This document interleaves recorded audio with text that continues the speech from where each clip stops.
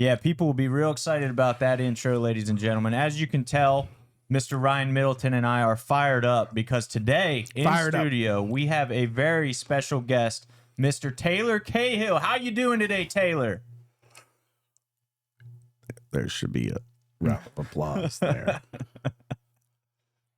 There should be a round. I think, yeah, there he is, Taylor Cahill, undefeated MMA fighter, Indio Dojo legend, The Shop 814 legend, legendary collegiate wrestler, and now the head coach of the Bedford High School wrestling team. That is quite an accomplishment.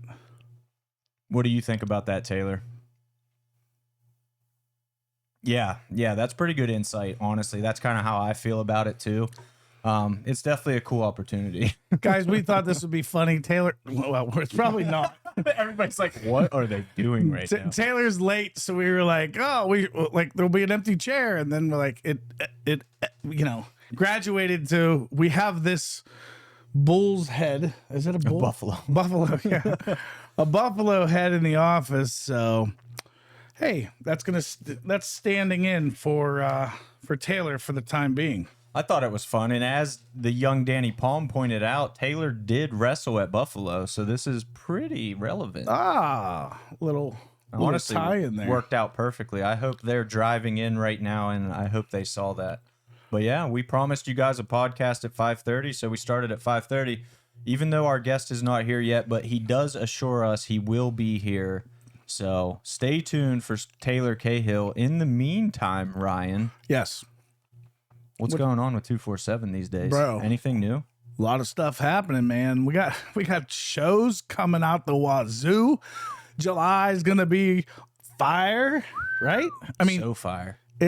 We are gonna have a star-studded Sprawl in the Berg lineup. We're gonna have a star-studded Brawl in the Berg 17 lineup. 2 days of MMA and grappling action like you've never seen before.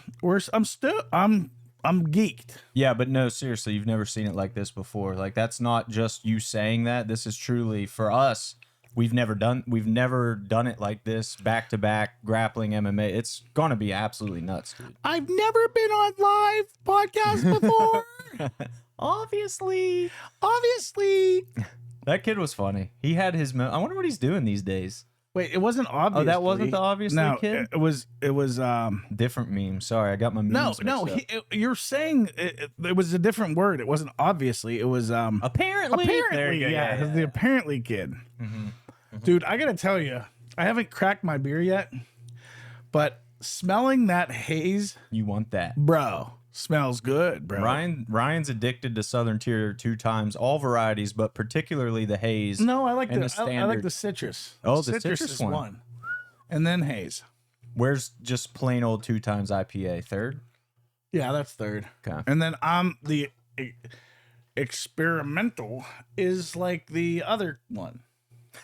But still not bad. I mean, it's a beer. Hold on, I don't remember. I normally don't drink a lot of these. Take a sip and let the good people know. Yeah, let me tell you. It's past 5 p.m. We can have a bev. Not bad, right? It's good. It's not one of the other three. I think the other one. Rate it 1 to 10. 1 to 10. I'm gonna go like 7.64. Okay. That's a fun number for sure. Yeah, 7.64. Nice. I like that, dude. That's a good. What would you give 2 times citrus though? 2 times citrus, we're looking at like a solid like 8.93. Is that the best beer on earth to you? Is that your favorite that you've ever had? I mean, I've had some, like, we are right down the street from a place called Rail Yard.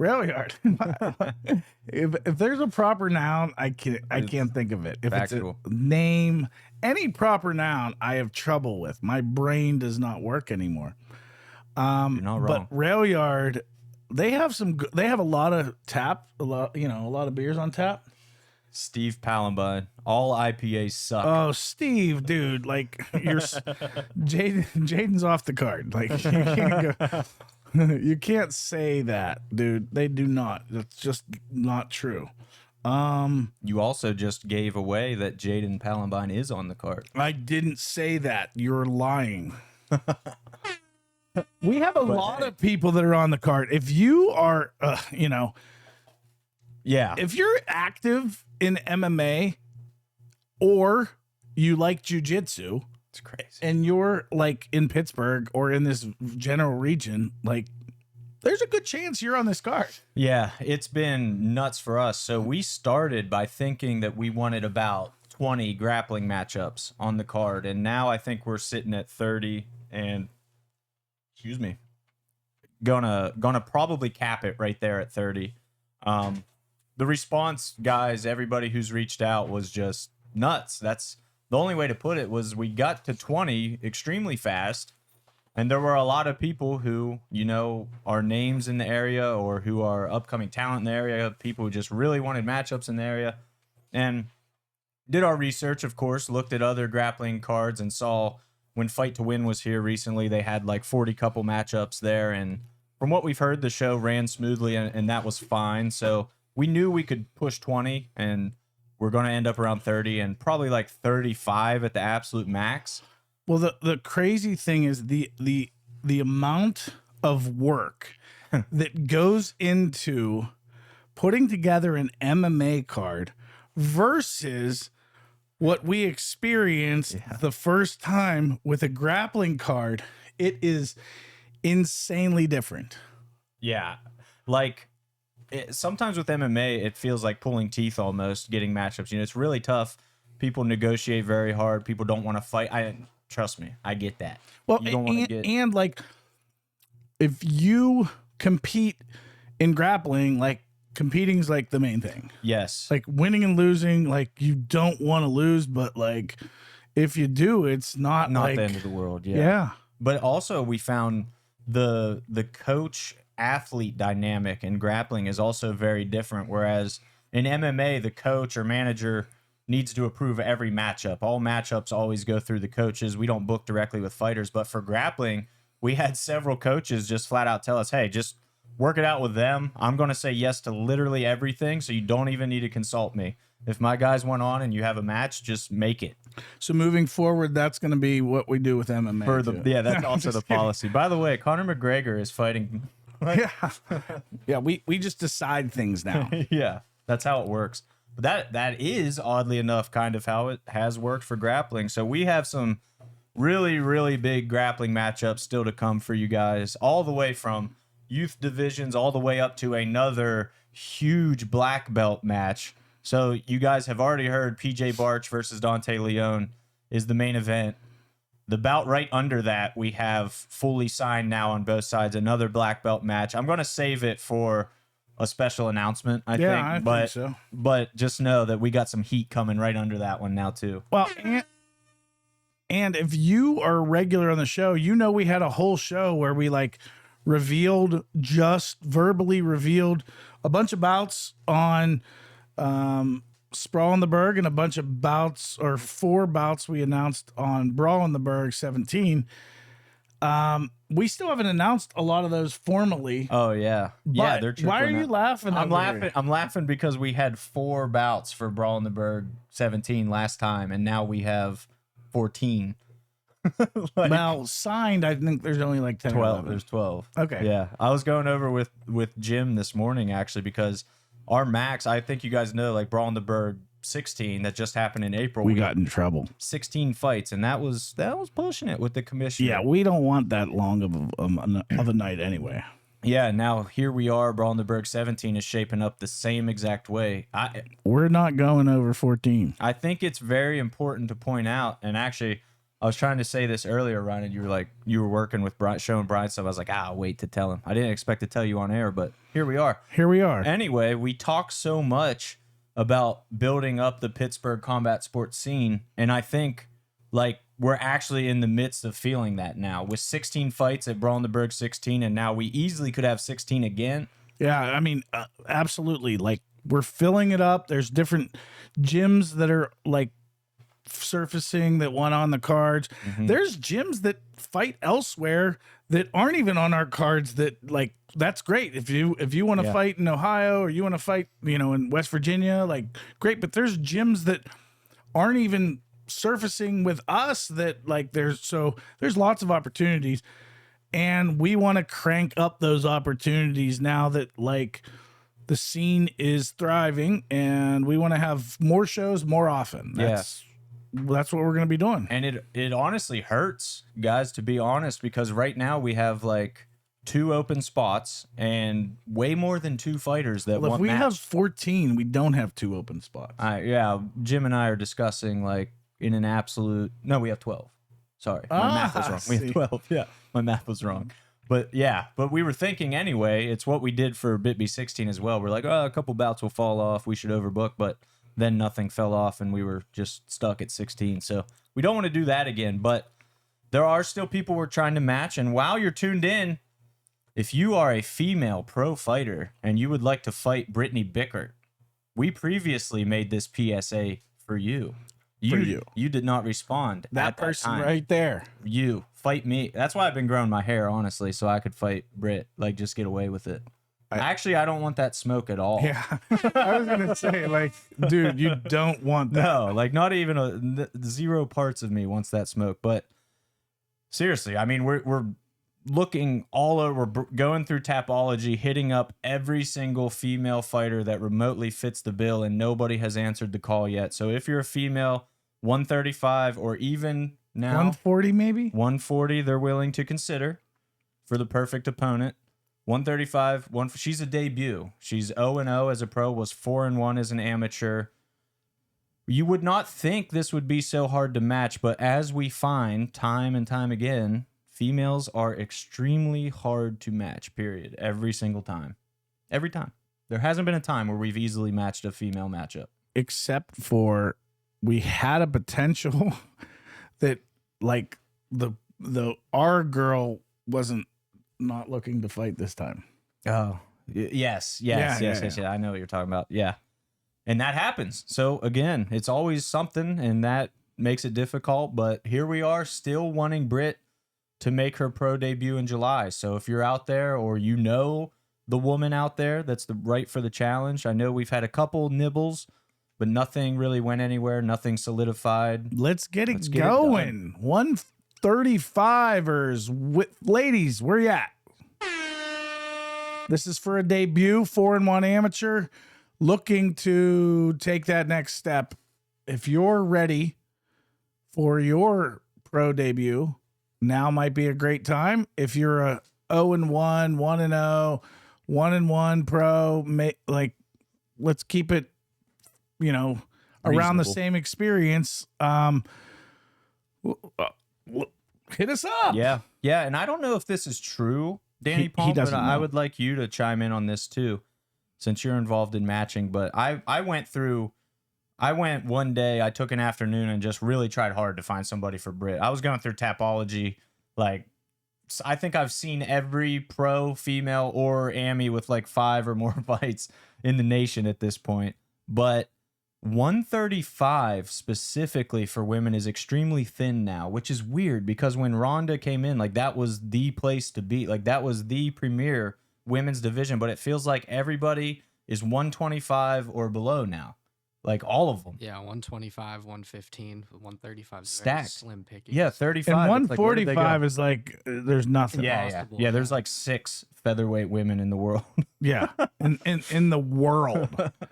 Honestly, the UFC just released, I don't know if you saw this, their fighter rankings. Her name is Norma Dumont, and she's only ever fought at 145, and she's ranked at 135 also. Like, even at the UFC, 135 is that thin that they're like, put her in there, whatever, it's fine. It's ridiculous, guys. So Britt, obviously, as we've said, she's been, just frankly hard to match. And I don't know that, like, pretty cool if you're watching this podcast that you're even hearing us say this, because I don't think you really get to hear these conversations so candidly really ever. But yeah, straight up, we're struggling to match you, Britt. And it's not for a lack of trying. I guarantee you that. So if anybody has any leads, send it to our tip line at info@247fighting.com. Or you can hit us up on our chat. You can chat with us on 247 Fighting Facebook page or Instagram. Hit us up. We'll accept any of those methods of communication. Ryan, if somebody gives us a lead for an opponent for Brittany, will you give them a shirt? Yes. If it materializes and they sign? Dude, So I've watched some podcasts of us previously, and you make a lot of shirt promises. Dude, I deliver on 0 of them and nobody says anything. I know, that's what I'm saying. He literally is like, I watched the button, and he's like, anyone that does this, I'll give you a shirt. Like, Dude, hit me up for your shirts. If where you got are it. the shirts? Listen, if you win a free shirt, I'm not going to reach out to you. Like, bug me for the shirt. I said it. Bro. I threw it out there. You have to hit me up. Bro. What I'm not kind following up what, on a shirt. What? Especially now that we have freaking awesome shirts. Like, I want to keep these for myself. Yeah, dude. Here's the thing: is like, if you're gonna give them your shirt, Literally like, mine, out yeah. of your drawer. Might have some grass stains on it or, whatever. But that's fine. That's a nicely, gently used shirt. I just ran. If you saw me just kind of disappear, I just went into our offices of 247 Roofing Solutions, and we're back in the back where the 247, the Pittsburgh Combat Sports podcast room is. And I was looking for Taylor Cahill, and Nice. the only thing I found was the buffalo head on the ground. So that's still the closest thing to Taylor Cahill we have. So far, Let me actually carry this for a second, Ryan, because I'm going to text him and see where he's at. why don't you just Let's get a live update. read what you're Should I texting? just call him. Let's call him, and we'll put it on his Here we go. Here, let's see if we can hear him. This is live with Taylor Cahill.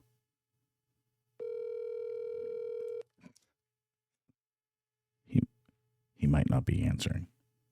Oh, What's up, dude? Taylor Cahill, you're live on the Pittsburgh Combat Sports Podcast. How you doing? I'm all right, man. I figured this would happen.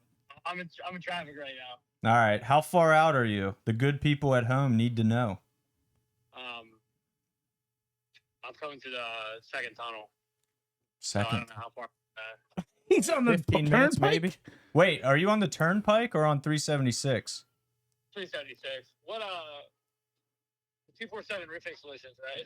Yeah. Yes, 602 Baldwin Street. Uh Oh oh. my gosh, yeah. 8 miles out.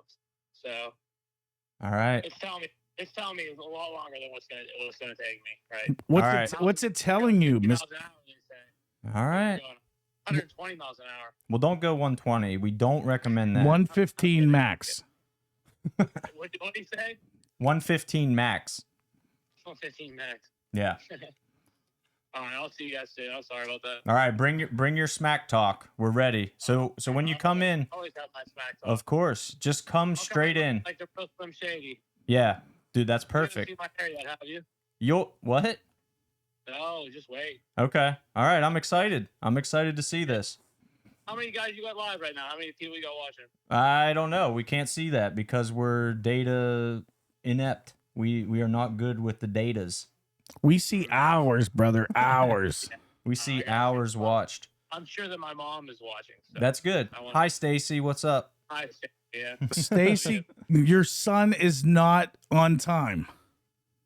This is funny. I'm on Brazilian time. Nah, there he is. He's on that Conor McGregor. Yeah. Just as long as you don't start having a Brazilian accent now. Go full Mackenzie Dern on us. That would be great. I can't. Please. All right, dude. So Well- just so you know, the podcast studio is like in the back. So when you walk in, just He's walk been here. straight back. Oh yeah. You've been here. Never mind. Yeah, You've been I've here. been All right. All right. Yeah, fine, shit. Yeah. All right, dude. Just come in and come straight back. We'll be waiting. All right, sounds good. All right, dude. Later. The power and the magic of live podcasting. Clayton Lee texted me, I guess, before I called and said he's not going to answer. Oh, He Clayton, did. He wrong. did. Taylor answered. That's funny. Wrong. Proved him wrong. I will say I was going to save it for the actual podcast when Taylor was here, but I'll just let you guys know that Clayton Lee told me. Let me actually read this. What did Clayton Lee tell you? He said, He said what? ask Taylor why does he set up a time for practice and then show up an hour later. Tell me why. So apparently being late is part of the Taylor Cahill way. So You need to have a Do you hard think- conversation with him. hold Ryan. on. Let's think about this. Do you think there's any chance that Taylor starts to have a Mackenzie Dern Brazilian accent now. Oh yeah, I mean, definitely. that could happen. You hang around Danilo enough, it's gonna happen. Hey, dude, I'm like the Mackenzie Dern thing. Yeah. Like I showed my wife that. Yeah. And she was just like, and by the way, without having anyone across It's weird. from us, it's I weird. know, it's like, weird talking. It's like we're sitting at a here, bar together. he's not going to be here for a while. Yeah, just go over there. Switch it up. Hi. This is really low here. The Buffalo preferred it that way. Oh. Nice. Adjusting the headphones, ladies and gentlemen. Stand by. Taylor being late. Good times. There is a chance, too, that we're going to still be podcasting because Danny Palm has a hard cutoff time. True. Yeah. We may be going single shot later on. Might have to. Just let it ride Just let it ride with that camera. on the Sony boy. That's very possible. It really is. Might have to. Who knows? We'll see. Where did you just go right now? What when you got up, what He camera were you on? He adjusted it for me. It was still on. It was on Hunter. I was just curious. Oh, you mean I got you. Yeah. Yeah. Yeah. Wait, what were you about to say about Mackenzie Dern's accent? Because I mean, I am interested. dude, in this. it's so weird. I don't think it's that weird. I really don't. I gotta say. You've seen her speak correct English, Yes. and then she speaks like someone whose English is their second language suddenly. Because it was for like years and years. But Do you know her dad is yes, like legit town. legit know that, but she didn't Brazilian. grow up in Brazil. It's weird, dude. But she lived in Brazil forever after. But it's English. Like you don't. She knows English. This is a real like psychological phenomenon. I forget what it's called, but I this don't does think it's- happen to people. I don't think it's real. Like if we went and lived somewhere where I don't even know, London maybe, we might develop a twinge of a British accent. Correct. Yes. yeah. But that's the same language. Right. So I So don't you understand. might talk a little bit, but like you wouldn't talk like you don't know how to speak English. I get what you're saying. I've Like I've you heard don't- of this happening. Like you don't have like Yeah. switch off like your subjects and your your verbs and nouns aren't in reverse order. Like it's weird. Like also my thing with it is, do you think she's really that good at faking it that she would fake it that well? Like you're saying, like mess up verbs occasionally and stuff. Like I don't think you could fake like wanting to sound cool in Brazilian that well. I don't think that's possible. It's definitely weird. It's really interesting. To me, like when I look at it, I can't help but think like this is fake. It's like you think speaking Portuguese is cool, and it is pretty cool. and you think, but that's not even Portuguese. That's like the accent that someone Yeah. who is Portuguese has, but she didn't have that at one point, and now she speaks incorrect English. What do you? What is her first language? Is it English? Are we English. positive about that?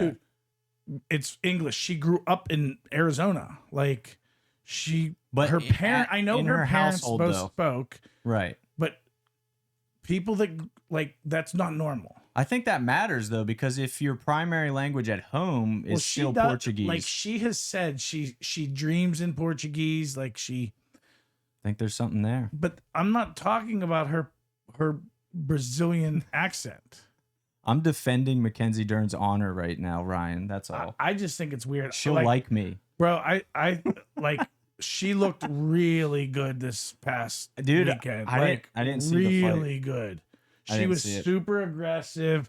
She was on top of her game, and the best part was she was winning on the feet. Like she really? was getting like she was the like her striking was much better.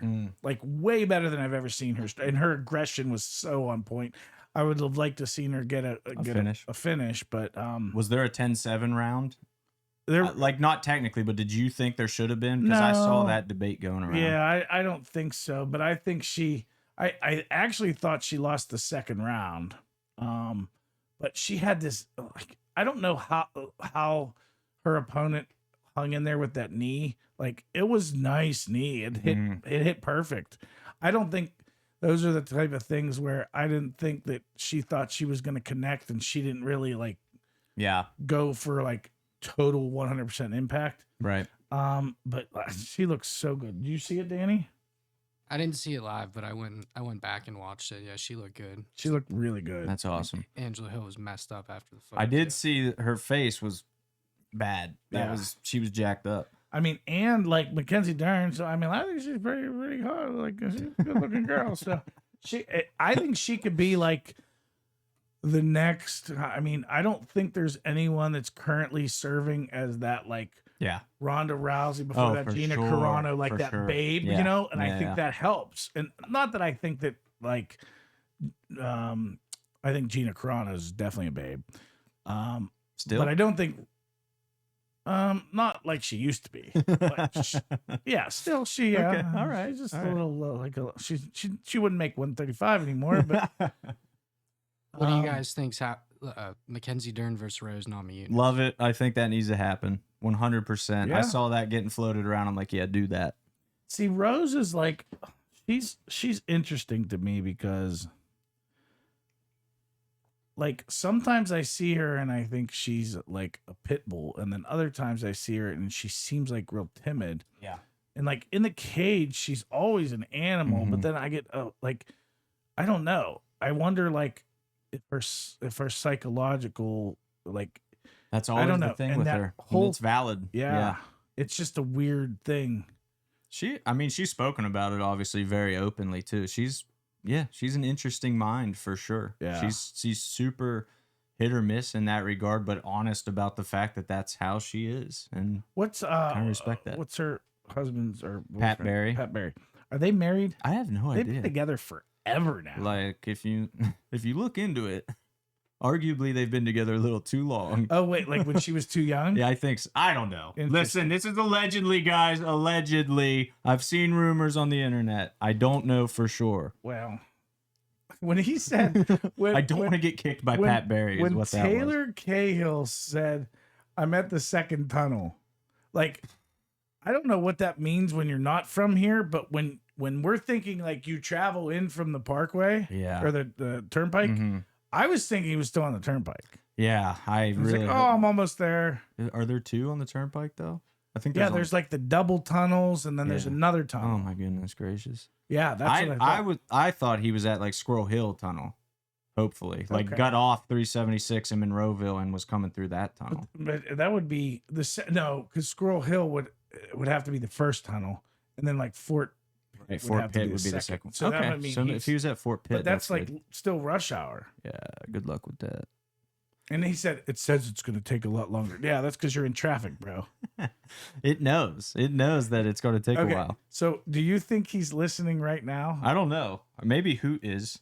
Text me, Hoot, if you're listening. Oh, when you hear Hoot's in the this. car? I don't know. Hoot Oh. just texted me and said he's not going to answer, so he knew that we said we were going to call him. So Hoot at least was listening. Okay, but you like I thought when you said that Hoot was just listening like separately, but you think he might be in the car? He might be. Yeah. Yeah, I think that's a possibility. I hope Tanner's with him too. This could get really fun. If we have time, this I could be know. this could be our longest podcast ever. Okay, let's talk. We got to give these folks something to get excited about. Okay.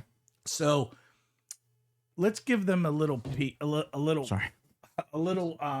let's give them a little nugget. All right. Just Like, a little nugget. just a little a little nugget. nug. Let's kind of announce something happening on. Sprawl or brawl? Let's do something on both Okay. that they don't know about. All right. All right. Let's pull up the Bounty sponsor sheet. Let me let's decide what would make sense to Hang on. Before we get into that, let's Yeah. talk about this. We announced Lucas Siebert against Cam Allgaier today for the amateur featherweight title. Come on, son. Come on, son. That's So a sick. banger. So sick. 10-1 combined records there. Unbelievable. Pretty decent. Pretty decent. These guys are good. They like to do this whole fisticuffs thing. Dude, Cam Allgaier, we already know. obviously faithful 247 watchers know both of these guys extremely well. Sure. Cam is an absolute legend. I want to point out this will be Lucas's 5th fight in a calendar year. Like almost to the day he made his amateur debut for us last You July. do know what a calendar year is, right? I think so.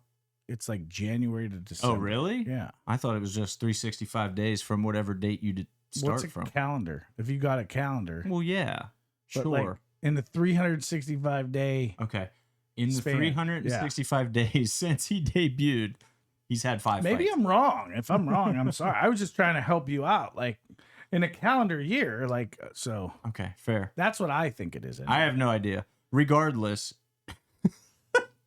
Lucas made his amateur debut last July and will now have his 5th fight this July. Pretty nuts. Yeah, that's crazy. That's a wild pace. That's how it's done. So, as we've said in the past, in Pennsylvania, if you want to go pro, you typically need 5 fights and a winning record, yada, yada, approval. So Lucas went from haven't ever had an MMA fight to will qualify for pro probably after Brawl in the Berg 17 in a year. So Crazy. I'm just gonna say something right now though. He's had 4 fights. He's 4-0. Mm-hmm. Folks, he's never seen anything like he's gonna see on July 15th. Cam's a different level than what he's had for sure. I mean, this is like levels up. This is these are the big boys. Yeah. I think Lucas has met each challenge with and passed with flying colors. This is a whole different ballgame. Yeah. The rules just changed. Okay, so we have that. So Brawl in the Berg, ones that we've actually put out. That's that one and Chase and Dez. Those are the ones that Those are the ones that we formally have right. done. Yeah. Okay. Give him another one, Ryan. Let's do Lay it on a 'em. little nugget here. Not one that we mentioned on the other podcast Nope, either. I'm not doing that one. Okay. All right. Let's do one that's at 185 pounds. Okay. I like that one. There's 2 that we could speak of. I'm talking true. about. True. Yeah, I'm talking about the one I don't know which one. 2-0. Now I know which one. Yeah. We have, ladies and gentlemen, pit wrestler James Lato is back. I was waiting on that. There we go. James Lato is back. He'll be battling Manuel Bell on July 15th at 185 pounds. The Monroeville Convention Center, 247fighting.com. A fight of the night guy. Just really him and another Ken Burrs. Unreal. just absolutely like blew everyone's mind with the level of fight that we had between those two. I think there's got to be a rematch of those two somewhere in the future, probably somewhere in either pro or advanced AMD rules. But just an absolute treat for people that were there. Those two did everything. They did some grappling, some wrestling. They did some rock'em sock'em robots. They did some like Lato was close to being knocked Absolutely. silly. Yeah. Those two hit real hard. It was a fun fight, and we're excited to have him back. Looking to go 3-0, and Manuel Bell will be coming in from Philadelphia. He's a one fight experience. He has 1 fight experience. James Lato has 2 fights, and he's coming in to be the spoiler and to, show everyone what's up. Crazy, dude. Philly, and actually, isn't James Lato from Philly? Lower Marion. Yeah. Ooh. Philly. So Kobe this Bryant. is like a battle of Philadelphia. Philadelphia. Nice. Art of War, Mike Bickings, eat your heart out, bro. This is for you, bro. We got 2 This is for Philly you, Mike. peeps. Yeah. I mean, obviously, it's a sick fight, and we're honored to have James back in there and honored to get him a really tough test with Manuel Bell. I love that, dude. I love the matchup, but I love also that after this fight, James will qualify for advanced amateur rules. He'll And either be what will that enable him to do for those people that, like your mom? She doesn't know. No, my mom definitely doesn't know. In short, the rounds will become 3 minutes instead of 2 minutes. Okay. James will lose his shin guards. He will no longer have to wear shin guards. He can't find them. No, he can't find them. Yeah. James, Bare shinned. we need we need the shin Need guards those back. You can't keep those. Those aren't You can't souvenirs. just Very lose your expensive. shin guards. They're very expensive. Jesse's gonna be all over you, bro. Dude, Jesse will not let somebody lose shin guards. Come He's a on. pit bull. He's good. He's and when got he that comes dog in him. when he comes with those suits, bro. The suit game. The suit game, Jesse. Jesse acting wearing the suit, Dude, Jesse's been getting a lot of love recently. I posted that reel of him adjusting the TV on top of the cage as well. That was hilarious. That was awesome. dude. That was awesome. Crowd loved that too. I was, and then he jumped down, and I was like, Can we talk for a second though? Like how confident he is walking on top of the cage. It's not wide. Like I would fall if I tried to do that, I think. well, he was holding on to the. A little, yeah, but he's a little spider monkey-ish all the way around. I love that. Anyway, it's a sick fight. Oh, also, most notably for James Leto, the rule change: once he takes somebody down, he will then be able to punch them in the head with advanced amateur rules. That's a thing that he's gonna like. Yeah, I would imagine a wrestler of his caliber would like to be able to punch somebody in the head. Funny enough, that fight you just said that James Leto and Ken Burrs will probably rematch, maybe as pros. I totally agree. That makes a lot of sense. Both of those guys probably would have finished the fight with pro rules. First round, James Leto gets a takedown, takes Ken Burrs' back, has him flattened out, couldn't get the choke. But even though he couldn't get the choke, as a pro, he could be punching him in the head the entire time. That would have been bad. That would have either opened up the neck to choke or just finished him from there, probably. In second round, I think it was the second round, when Ken rocked James badly, if he could have followed up with ground and pound after that punch, it would have been over as well. So, funny enough, like both guys would have benefited immensely at different times in that fight. Like, we probably wouldn't have got the 3-round war that we did get if that was under pro rules. Mm-hmm, that's right. Kind of wild. Kind of wild. So, in a way, we're thankful that it took place in novice territory. So what do we want to, what little nugget do we want to give them about Sprawl in the Berg? I got one queued up in my This head. is pretty action-packed card. This man. card's nuts. We could go a lot of ways. We could say that on our previous podcast where we announced a billion fights. We did. We announced like maybe 15. Yeah, there were so many. We said David Krause is coming back, right? But we didn't tell you against who. Oh, that's completely signed, sealed, and delivered, bro. That has since been fully signed, sealed, and delivered. So David Krause, Mr. 14-second knockout, Mr. Hammer Hands, Mr. Power Lifter, stud, David Krause is back, and he's facing 12 seconds. 12 seconds. David Krause. He's facing Kane Patron from TKO Erie. Coach up there. A coach putting it on the line for his team. That's sick. And Kane, correct me if I'm wrong here, Danny Palm. I thought when you first said Kane, I thought The wrestler? yes. I was like, whoa. What if Kane came out looking like that Kane? I think that he should. That would be so sick. Wearing a cane mask. Yes, wearing the whole outfit. All right, do it. Kane Patron, this is now a challenge. Dude, if he did that, that would be so. We could do the like, dude. If you do that outfit, we will do the whole Kane walkout entrance. Like that All right, would hang be on. so sick. Help me out because you guys know I'm not much of a pro wrestling guy. When you say Kane, I knew mask, but all I can picture is Sting. What does Kane's mask look like? He Red.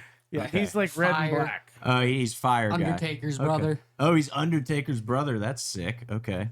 I like that. Yeah, Kane, do that. And That there would was be like fun. supposedly a fire, and he was burned alive in it and died. But then like he was alive, and he came for Dude. the Undertaker. Do they have any other? That's the actual costume. An ad popped up. Oh, up. Here, look at this spin. That's Kane. That looks like well, that's Mrs. not Incredible. actually Kane. Looks like the Incredibles. This is a Halloween costume, bro. This is what he'll be wearing to if he Yeah. does it. They'll be like, why is he dressed like Mr. Incredible? What is this? I've actually never seen that movie. I've heard it's decent though. The Incredibles. Pixar's good. Pixar's good. Yeah, Incredibles is solid. For sure. I can imagine at any rate. Is this Blue's Clues? Blue's Clues? I don't know. Taylor Cahill said Stacey Cahill said, Oh. "Is this Blue's Clues?" When I, it should be. yeah, we can do. Taylor Blue's said I'll make it entertaining to make up for my tardiness, so he's got to do that now. folks. It is Taylor Cahill will be here soon. We're hoping. He's our special guest today. If you know or you've been around the MMA scene in Pittsburgh, Taylor's not afraid to tell you what he thinks, and that's what makes him a fun guest. Facts. He's not going to mince words. Yeah. If something's on his mind, like a lot of people, something's on their mind, they just like bottle it up. yeah, they They talk suppress about it in private. yeah. And then the car ride home is a lot different. Like they're like, I should have said this. Yeah, right. Taylor's gonna He's just say gonna all say those stuff. things. Yeah, for sure. I can't stop thinking about it, Ryan. Should we announce that black belt matchup at Sprawl in the Berg? The other one?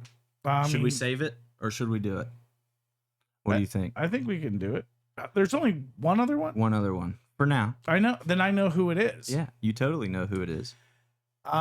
Let's just play around and like tease it. Okay. Like, let's not actually say it. This is someone who has actually previously been in the 247 cage. Mm-hmm. Yeah. Correct. A black belt in Brazilian Jiu-Jitsu Yes. facing another black belt. Because it is no gi, so it doesn't, like, you don't necessarily have to be a black belt. But Yeah. these two guys actually are legit black belts. And he's been a guy that has reached the highest level of MMA Mm-hmm. as well. Very true. Very very high level guy.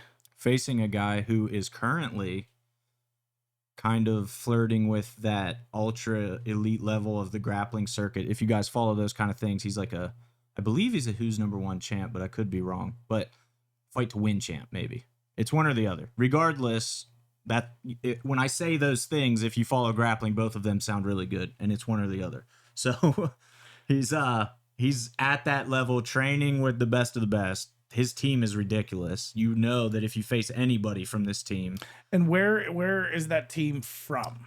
not too far away. Now that you ask, Where at? Toledo.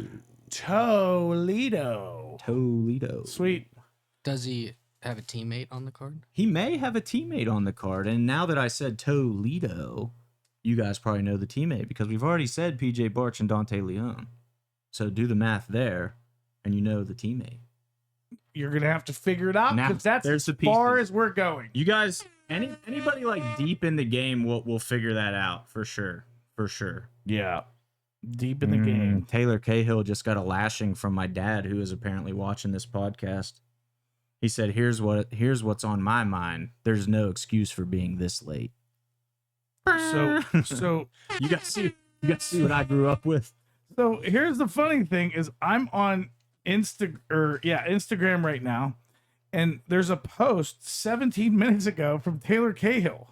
Nice. You're, What's it say? You're supposed to be podcasting, not posting on Instagram, bro. Dude, why didn't Taylor fly in on his private jet is my question. How's he mean- dealing with traffic? Dude, What is traffic when you got Taylor Cahill level of stat? I don't understand. That's crazy. So Clayton Lee said he's listening to the podcast while he hits pads, so I don't think he's with Taylor. That's pretty fun. He's probably imagining Taylor's face on the pads. well, at least this is them. This is Taylor and Danilo. The post is Taylor and Danilo warming up in BB8, Monroeville. yeah. No, that's funny. Yeah. That was prior to. That's a duo, man. Taylor's got a lot to talk about. He better get here because there's stuff happening in this dude's life that I definitely want to dig into. He's got some exciting things happening that I want to share with you. Let's talk about he's fighting in Canada. Correct. What's the promotion? Unified, I believe. Unified MMA, Unified Fight League Championships. I forget the full Unified MMA, I think. Yeah. They're are they in Toledo? Do we know? Yeah, they're in Toledo, Ohio. No, not Toledo. Toronto is what I meant. It's a proper noun. Of Yeah, course, I'm going to get it true. wrong. I honestly don't know where they are, Danny. Do you know where it's at exactly? No, I'm not sure All right. exactly. We're going to say Toronto We're because gonna go with that, and then I'm gonna because look it it up. sounds like that's where they would be. It does indeed. But let's see. And he's going to have to take his passport. Niagara Falls, Canada, Okay. but on the Canada side. Yeah, so it's basically Toronto. Yeah. Unified MMA 51 for people curious. So if you're interested, I would get your tickets now Yeah. on unifiedmma.com. I love that you're just like guessing. UnifiedMMA.com. If you Google Unified MMA tickets, you're going to find You're gonna that. find them. Yeah. For sure. For sure. I think they're on Fight Pass. I believe this is on Fight Pass. Has anyone ever been this late before? Not even close. Yeah, this is Not like even close. This is new water. This is Jim Mooney territory, dude. Dude, this is beyond Jim Mooney. It is. This is We should have a podcast with just Jim and Taylor and see who gets there first. so Start it. if Taylor were showing up a little bit early, Mhm. he would be getting here now an hour ago. Yeah. Yeah. Like that's pretty late. Yeah. Hey, The best is I'm made- hoping he's listening so he can Same. he can come back. Like, I heard you say this, like, dude. All right, let's take some steam away from Taylor for a second and fill the viewers in on this. I was late for a very important meeting one time. Yeah. And this was when I pretty much first started working with, was still settling in for sure. Yeah. And But that wasn't the first time you were late. Right. And it was small stuff otherwise. Like, I said I would meet him for lunch at noon and I was there at 12:10 or 12:15, whatever. This particular instance, we had a meeting at, I don't know, let's just say 10 a.m. I don't know what time it was. And it was like 10 a.m. and I was still driving there. And he called me and was like, dude, let's just be clear. It's a pattern. You can't keep doing this. Like, do not be late. You have to be 15. My goal is always 15 minutes early to everything. Have I been late for literally anything since then? You have not been late. Like that. You heard that loud and clear. Dude, like, I feel like taking advice is not that hard. You were objectively right when you said it, and I think even on the phone I was like, dude, I hear you. Well, my this biggest is not good. thing I get it. is like, it's probably not the right time to be lecturing it. So I'll just leave it at that. But like, late people, yeah, not. I'll get into it about being late later, but I just don't want our brand being represented late. I'll tell you guys what the meeting was too, just so you know exactly how important it was. Before we were in the Hollywood Casino at the Meadows, that was the meeting to like solidify getting in there for events, which obviously we did and have had awesome events there and are very thankful that they did not hold that against me. Thankfully, Ryan was there on time, so that helped. Yeah, so that was the meeting, and obviously that was a very big deal for us, and it wasn't good. And like I said, I just told him straight up, like, we're not going to do that again. It's not the biggest deal in the world if, like, you know that it can matter. Taylor, right? I think Taylor is listening because he's feeling really bad about it. He said my dad is bitching at me, bro. There is road work and traffic everywhere. He called me a tool bag.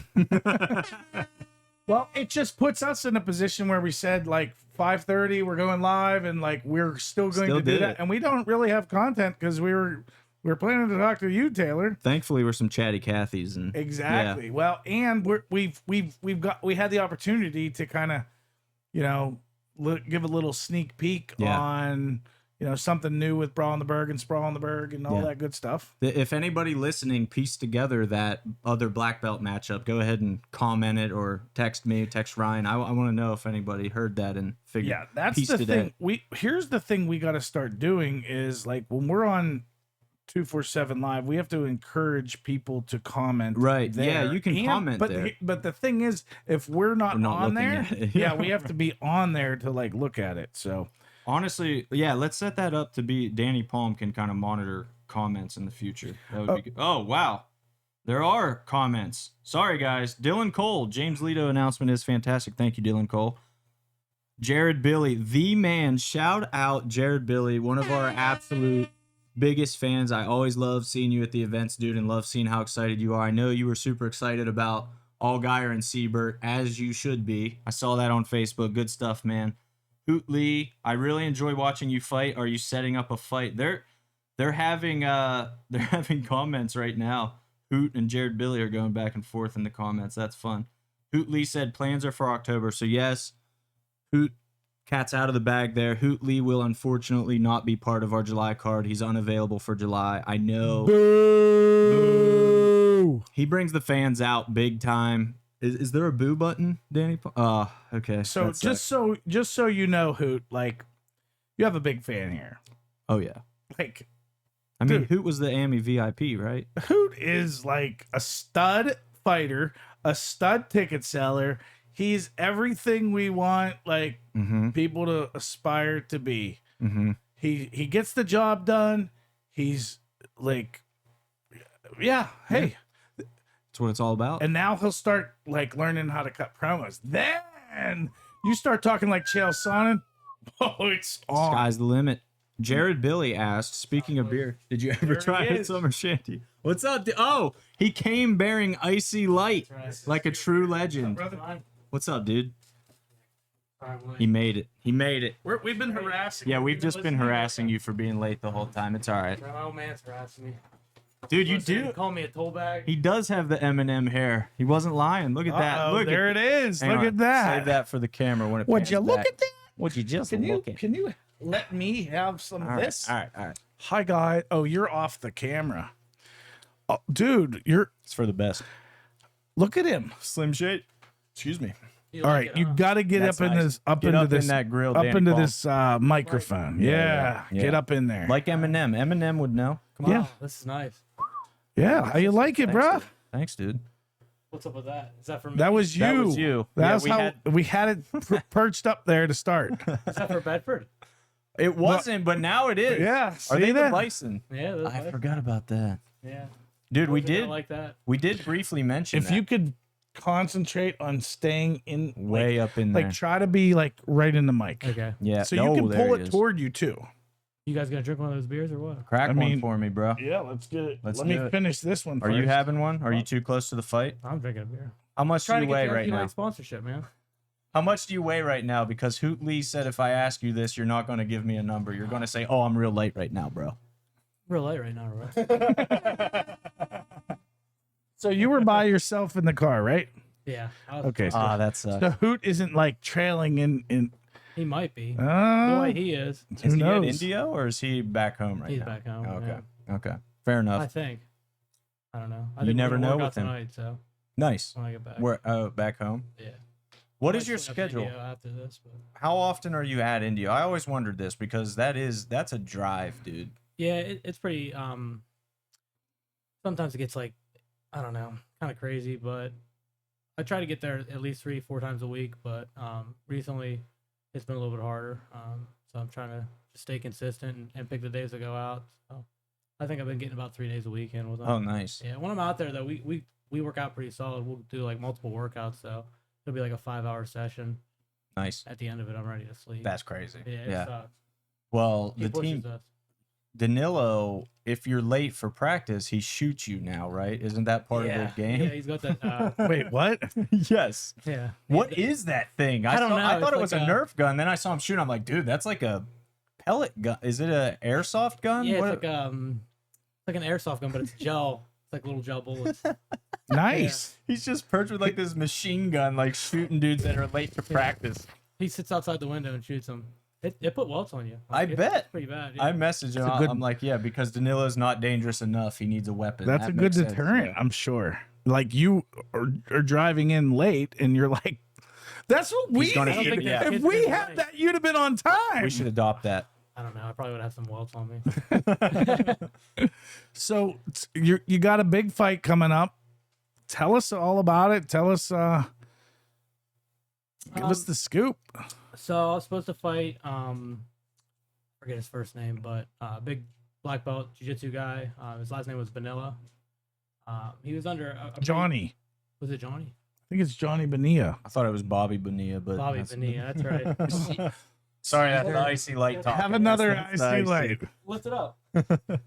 We need to get 247 sponsored by IC Light. Come on. Yeah, we really do. Look at that. Bobby Come on now. Bo. There he is. He's still getting paid, by the way, to this day. By the Mets. Best contract The ever Yeah. for him. Anyway, you were supposed to fight a BJJ black belt, and now you got a guy who does not. Yeah, supposedly he tore his ACL. So, I mean, it's kind of like the same thing you hear all the time. Guy's injured, not going to be able to fight. I kind of got to a point where I expect that. So I just train, and I expect to honestly not fight that day that they tell me that I'm going to fight. So That's fun. and then if it happens, then like it's a bonus. But I got to the point where I'm just training, and when I get a fight date, I try to hone in for that. But I never plan on him being there. That's crazy. I never planned on him being there, and I wasn't really surprised when this guy bailed. A little bit older. He was like 36 years old, and first professional MMA bout, and maybe hasn't been in the cage about 5-6 years. Didn't look like much of a fighter. You could tell by the way he was built that he'd hit you hard if he hit you.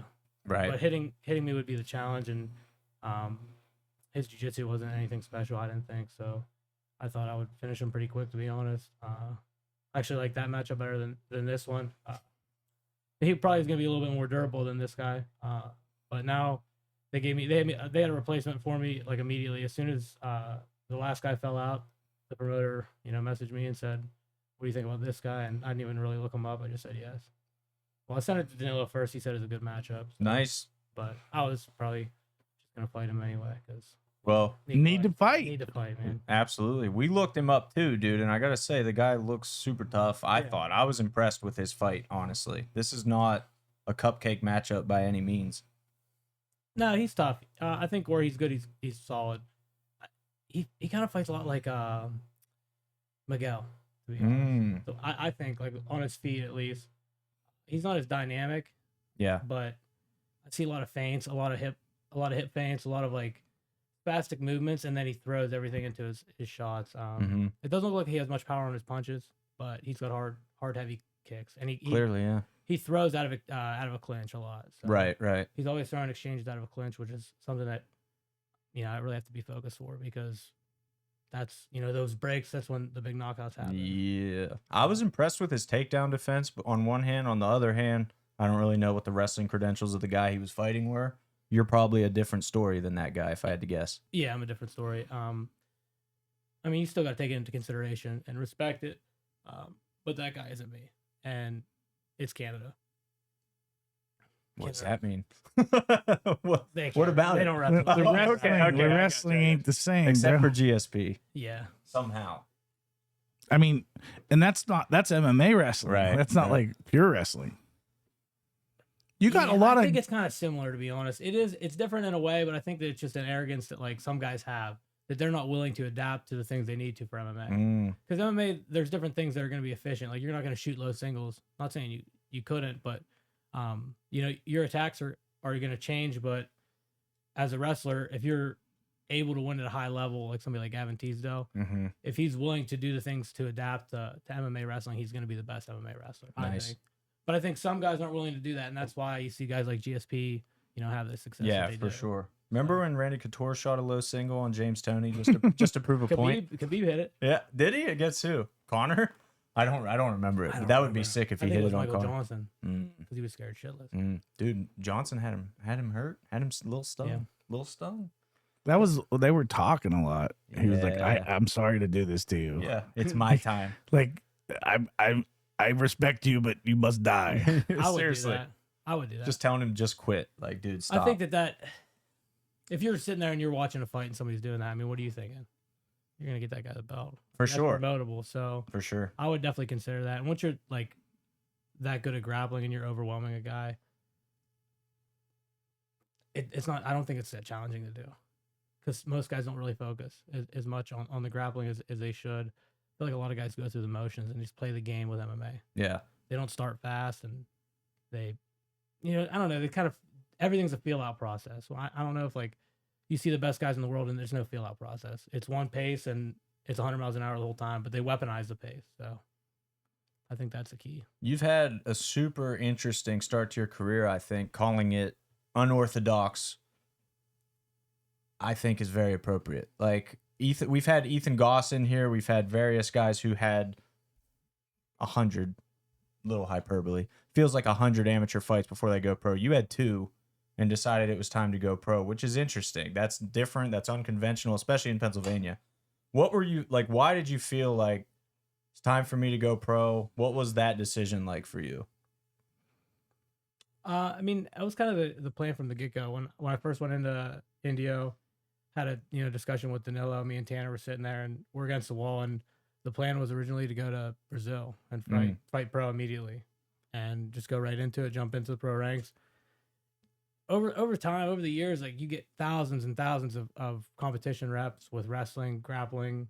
I've had boxing bouts, and I started messing around with striking about 14 years old. So it wasn't anything that I felt was going to be too uncomfortable. Mm-hmm. The first fight, I think that I didn't understand the pace, and the rule set was difficult to finish a guy until I really honed in my grappling, because without ground and pound as a wrestler, it's very difficult.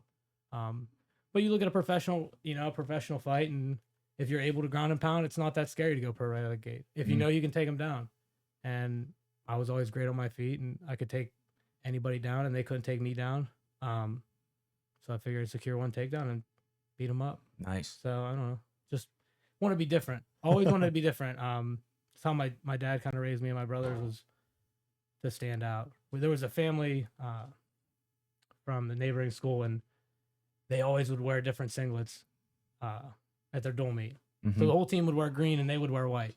Interesting. And then we kind of like adopted the same thing, just not an arrogance thing or being cocky, but we just wanted to show that we were better, and we were able to like put it on the line against anybody and then go out there and do it. And, a lot of the times you get beat, a lot of times you win though, but over the years, you learn that, man, just put it on the line. Yeah. Say what you're going to do and then go out and do it. But don't be afraid of the repercussions, because there is consequences for your actions, right? So you better be ready for whatever you do. So I think that always like made us level up. So that's why that was an easy decision. I think that's a fun point, because that's one thing I know Ryan would agree, Danny Palm would agree. With the Cahill brothers, we know, like, you guys are going to talk. You're going to hype a fight. You're going to build the fight. You're not afraid to put yourself out there, which I see a lot of fighters that are, honestly. And I understand why. Like you said, there's repercussions when you talk a lot of smack, and then you got to get in there and fist fight a dude. Where did that come from for you, that you're just not afraid to throw it out there? And you have fun with it. You and Tanner, but I know you guys genuinely enjoy it. You gotta fuck with guys, man. You gotta get in their head. I think emotions kill you. Yeah. So when I can read their emotions, I know how I'm gonna beat them. Right. I always attack with what the weakest part of their game. Even if it's not the strongest part of my game, I'm going to the weakest point of their game. I'm just gonna always try to fuck with their head. Yeah. Try to get them to get really emotional, and then over time, you can read people. You can see exactly who they are, just by kind of looking into their eyes and seeing the way they carry themselves and the people they're around. And there's a lot of trends and a lot of patterns. So it's fun then, because you know what to expect. Yeah. Like you can look at a guy and go, I know what to expect with that guy. And some guys surprise you, but most don't. And the guys that are tough, they're tough. And that's when it's fun though, because that's when you have a good fight. Mm-hmm. But we kind of just grew up fighting. I know everybody says it, but we really did. I mean, we fought a lot, and it was fun. And so we wanted to fight MMA from the get go. Like I can remember begging my parents to box at 5 years old, and they didn't want me getting brain damage at 5, so they put me in wrestling. Fair. And we're watching the UFC when we're kids, 8, 9, and 10, and you see all the guys that are dominating that are wrestlers, and where am I going to box in Somerset County, Pennsylvania? Mm-hmm. And get that level of athletics, right? So our idea was, let's wrestle Division I. If we wrestled Division I, that was a prerequisite to fighting in the UFC. Mm-hmm. That's why we wrestled. So looking back on my scholastic wrestling career, I was able to beat guys that were ranked really high in the country, and I beat some guys that were Midlands place winners, guys that have placed at the world tournament, guys that were world team members. I've trained with some of the best guys in the world. I currently do now with Gavin. And sometimes like shit, like I didn't accomplish that, but can I really get mad at myself when that wasn't the ultimate goal? Mm-hmm. Right? The ultimate goal was UFC champion. Nice. So that's why we wrestled That's pretty cool that you had it from the jump. That was kind of the goal always for you. always. So the It's interesting. passion, the original passion was not wrestling. Like, No, has that changed now? Like, do you consider, like, you're a high school head coach now? Like, has your passion now become just as fierce for wrestling as it is for MMA? that's a hard one. No, but wrestling's king. Wrestling is it's the best way to read the emotions. Wrestling and jiu-jitsu, I think, right? You can tell a lot by the way the guy shakes your hand or how he first ties up with you. You can tell a lot about his soul. That was like the first thing that Danilo said when we walked in is, I can tell your personality by the way you roll with me the first time. I can tell how to train you by the way you roll with me. Wow. I can tell if you're angry, sad, happy, whatever it is. I can tell your emotion just by the way you grab a hold of me. I can tell if you have something going on in your life, the way you're gripping something, and it is a real thing. You can tell, you can really tell a lot about a person. You can see who the bullies are really easily. The person that's going to take advantage of the weakest guy in the room, the guy that knows he's the best guy, but he's going to let the kid work when he's rolling with him. He has no ego. So I think that's what it boils down to. Wrestling is the quickest way to get rid of an ego. Find the toughest guy put him in a wrestling mat with 10 other tough guys, and at the end of a Humble 2-hour him. practice, Mm-hmm. It'll be a little bit. His attitude will be a lot different, Yeah. even if he is the best guy in the room. Yeah. If you put him in with 10 guys that are pretty equivalent to him, he's gonna have respect for those guys, Sure. and the ego leaves. And you guys have obviously a huge advantage at Indio having a guy like Danilo in the room, and not only in the room, but willing to go after it, willing to roll with guys and teach them lessons, as you could say. And I think I've talked to Danilo a few times. He loves that. He cherishes the opportunity to just kind of let somebody know what's up once in a while. That's Every pretty. once in a It's while. pretty cool. Every Yeah. once in a while, You need to know that though, right? That's super important. he's good. Yeah, you think he's decent, bro. He's good. Yeah, it's I'll tell you what, I don't roll with many guys that, even if I feel a little outgunned, which I generally don't. Mm-hmm.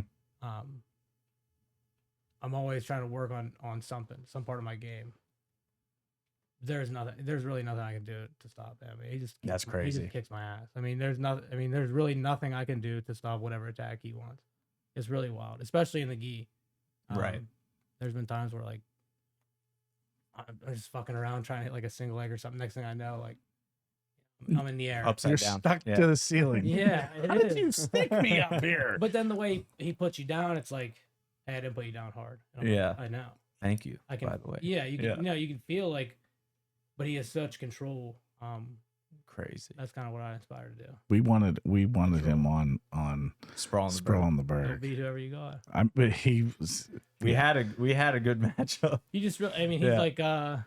It just wasn't the right time. Yeah, not a good time for it. I don't think he's gonna put himself out there unless it really makes sense for him, because his business is really doing well, and it's growing tenfold, and we got a lot of guys coming up fighting, and Yeah, you things are do. going well for Indio, and he's probably gonna have to expand soon. So for him to when he competes, he thinks like he's going to war, Right. which is what you have to think. So you don't know what's gonna happen when you go out there, especially you're going against trained professionals, guys that are trained to beat you. One thing goes wrong, or you lose focus for 1 second, it's over. That's it. Yep. And you might get this isn't baseball. Could get a career-ending injury. Yeah. And if you're teaching martial arts, like you have to Yeah. worry about that. I think that it's makes sense. his mentality is super important for you guys, and you can see it in everybody that trains with him. How seriously he takes not just ripping on you, but like being on time and showing up constantly and things like that. What did you say? Did you say something about being on time? Yeah, I mentioned it. Okay. There are Uncomfortable. but Danilo, like we've heard it from Danilo so many times of like, is this fighter available? Is this guy available to match? He'll be like, bro, he's not dedicated to training the way that He's I not want to been see in it. here. I Not need to been be in in- here. That matters to him. I think that's important. I think Also, that's why we're winning. yeah, exactly. That's kind of what I'm getting at. And- like and you can see can't, it. like, Yeah. I was talking to one of my buddies on the way here, actually, he's training down in Florida, and he's at Kill Cliff, and kind of telling me about it. And I'm like, dude, you got to go to Yuri. You got to go to, you got to go to Danilo's brother. Mm-hmm. Trust me, just go there one time. Finally, after like 6 months of telling him, he made his way in there yesterday, and dude, I love it. He's awesome. Like, Nice.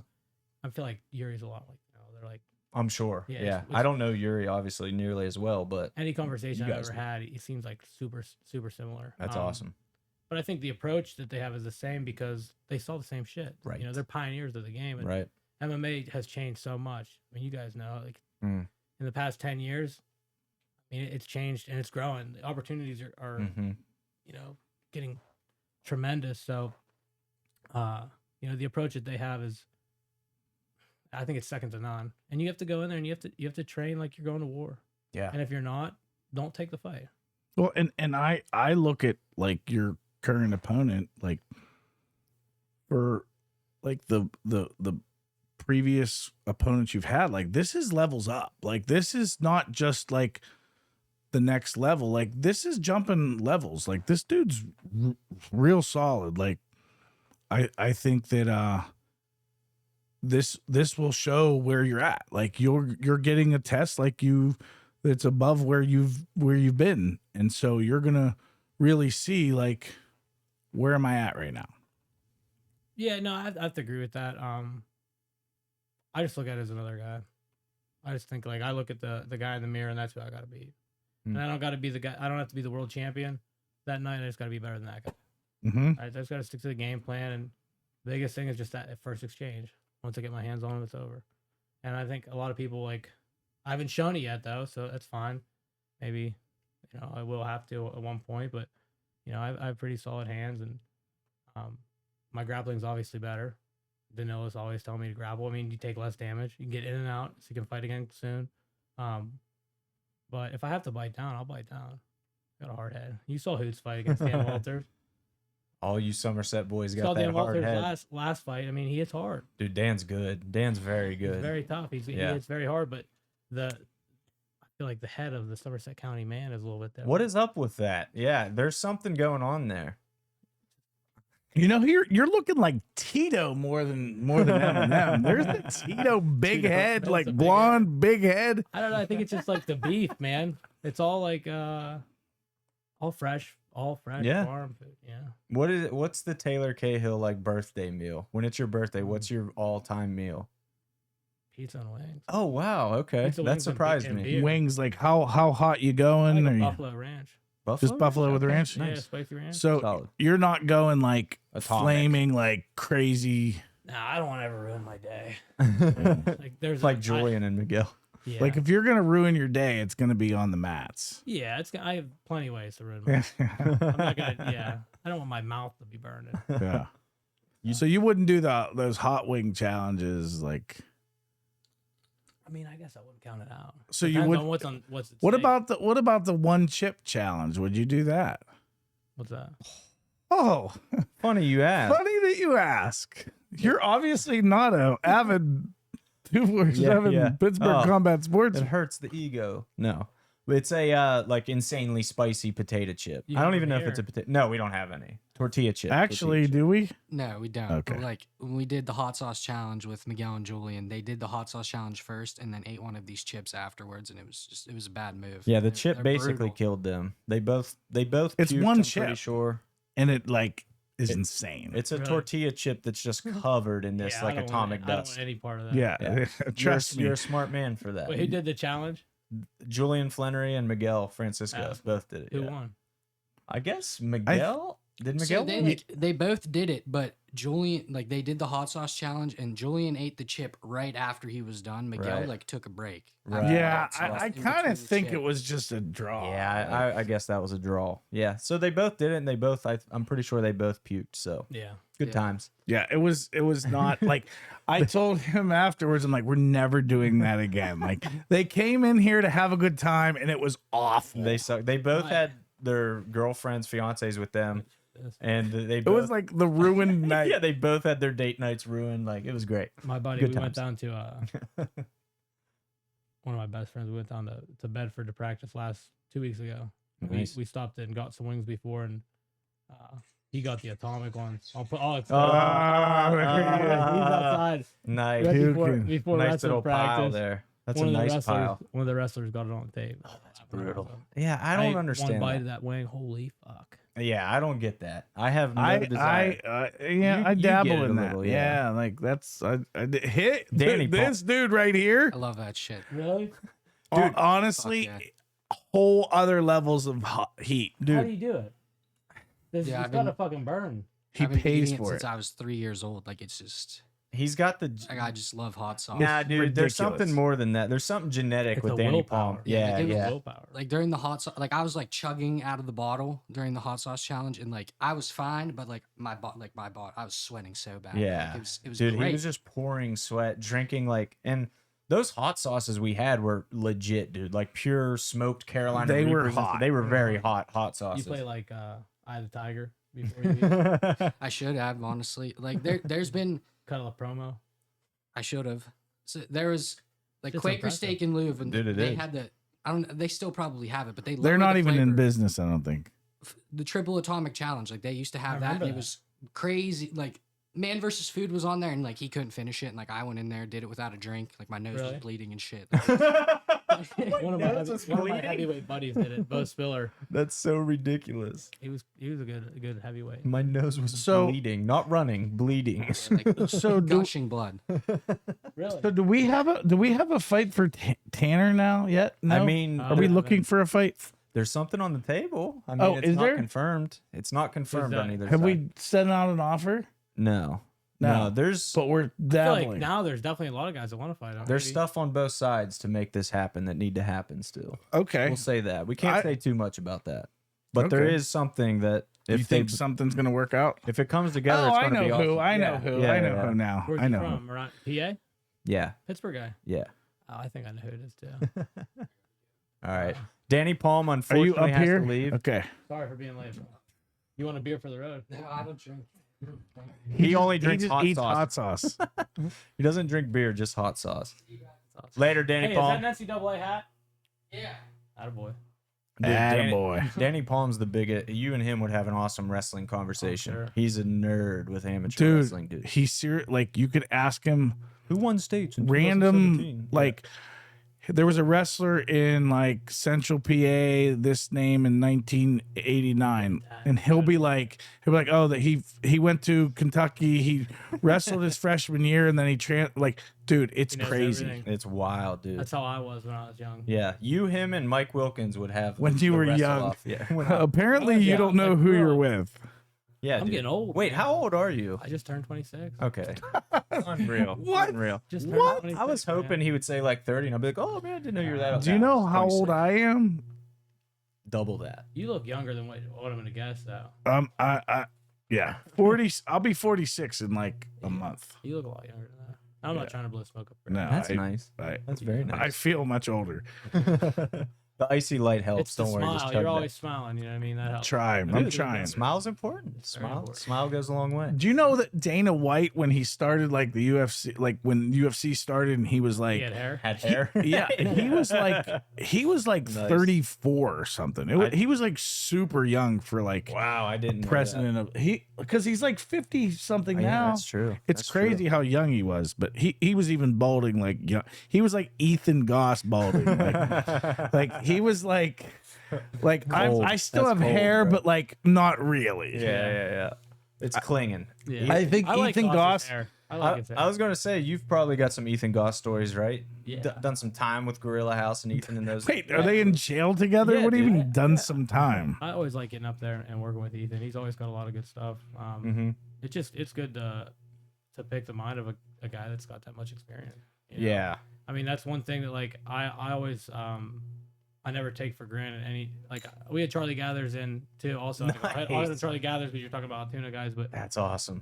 anytime I can even ask them, you know, one thing about a cage fight in their career, what made that hard, what made it challenging, what made it easy, and you know, you get answers like Charlie told me one time, the canvas on the cage, you got to be careful. You know, once you start to get sweaty. In the third round, I tried to hit a double leg and I slipped on my face because the center of the canvas was rubber because of the Mm. sponsor logos. Like things like that is like that's what I'm looking for. Wow. Like little things of when I'm getting in the cage, like what's the canvas like? How bouncy is how much gives the cage have? Right. Like, could I jump off the cage and hit something crazy? Like, or Yeah. does it not have give? And I You could do an RKO off the cage. That would be sick. I'll try it. Yeah, do it. Do Try it. That's legal in Canada. So just do It's it. not legal in PA. Yeah, no, but you can RKO right off the cage. I'll take a legal disqualification. Yeah, That would be do worth it. Well, then you could just tag your partner in. Tag Danilo in. Yeah. He'll finish it. Yeah, Yeah. finish them all. For the Yeah. views, bro. For the views. That's the way it is in Canadian MMA. let Is a him lot fight like for me. wrestling. Let him fight for me. Just, do you know that tag team grappling exists? Yeah, Chael I- does that. Yeah. Yeah. I That's think, insane. That would never fly No, with Greg No, Serb. No. I 0% think Bridget chance. did that. Did she really? Subversus? Oh, maybe. I think Subversus. Oh, That's what wow. they do. I didn't know that. Yeah. That's So- crazy. I I I thought don't I was even. gonna put together a team, because Bro. I feel like I think Danilo called Yuri because Yuri had the connection to him, Mhm. and then he needed somebody for his team, and Toby was gonna take the spot. And then I knew Right. a heavyweight because Toby couldn't take it, and I was gonna get the heavy like John Hansen. He's a world champion. That's hilarious. He was gonna jump on, and then they're like, "Wait, you should make your own team," and I'm like, I'm trying to get ready for a fight, like, who's talking shit? No, Danny Palm just left. He texted us. I just about got attacked by a pack of dogs outside. Shop dogs. Hey, shot dog. We need the That's air horn. Crazy. There's no air horn. There's no. I was And expecting it. people are stuck on this view which is not the Yeah, normal view. sorry, That's guys. crazy. So who's next for the 247 Hall of Fame? We it happens when it happens. Like we don't have an agenda when someone is deserving of, like, they've set, like, the standard is pretty high, right? We don't give belts out. We don't give, like, people earn belts. We don't give Hall of Fame things, plaques out. It's earned. It's earned within Pittsburgh MMA. It doesn't really, like, exist outside. Like, it's your cumulative work of Pittsburgh MMA, and Yeah. it could have been 20 years ago. It could be today. That's what we're looking Yeah. for. So am I gonna have one of those one day? Maybe. We'll see. Quit we'll fighting in see. Canada and come back home so I'll we come can back. put you on the list. As soon as I get this fight, Yeah. man. As soon as I Quit get this fighting fight, in countries that aren't the United States. And, like, the only place I can fight. You know what I mean? It's like, fuck, man. Like, I would like to fight close. yeah, to, get this W, then Yeah. you can be. You Yeah, come dude. right in. I was You going to think say. Serb will approve me. Absolutely. So if you I win wanna- this one, yeah. I want to hear your thoughts on your brother. Okay. And so this all happened online the other day, like, I didn't even and get to read all of it. and Lucas Siebert, right? So just to kind of, like, fill everyone in, earlier this year, Lucas and Tanner were verbally agreed to fight, and then something happened. I don't know exactly what. I think was Tanner injured. got injured, yeah. So Tanner, they were verbally agreed, and then it never went any further. Did Lucas fight on our card or? No. Okay, so neither one of them fought on that card, and then now we have this, and I guess Tanner back then this was going to be a title fight. Yeah. Tanner and Lucas were going to fight for 145. Lucas has since fought Twice. twice. What's that new? What's the new line cage fighting though down in West Virginia? What is that organization? I mean, it's West Virginia's. Premier. I mean, What is the it's premier one of West Virginia? only a couple, like, that, like, Made Men does some fights in West Virginia, and New Line does some fights in West Virginia, and I mean, I don't know what's everyone, going on West down there. Virginia is a different animal, right? It is. It truly is. It really is. Remember that guy they were gonna give me in that one card? Bobby New. No. Talk to me about That might Bobby have been New. Before you. May have came been on before my board. time. I got to Google Bobby New. We I- found him. Oh yes, I do remember And that. they're like, no fucking way. The commission didn't approve him. Yeah, he was ready to go too. Yeah, he was like, yeah, I'll fight him. 1 and 2. I'm sure he would. And I'm sure he would have. He would have came though. Oh, he only fights for New Line. He's had all 4 of his fights for New Line. Bobby knew. Nice. See, There I you wouldn't go. have remembered that. You have to understand, we have every show, we have like 100 fights that are talked about. And then you end up with 10, 12, 15, 8, whatever.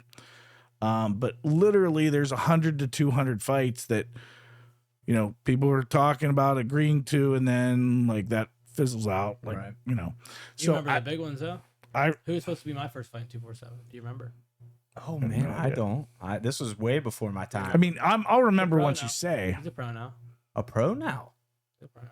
Won a 6-0. Is number 1 ranked in Dalton? No. no, not Dalton. I don't want Cody Law? I don't want to fight Dalton. Not Cody. Dude. Gunnar was Gunnar Spain. Gunnar Spain, Oh, Gunnar okay. Spain's a stud. Yeah, he's good, dude. That would have been a Now, killer fight.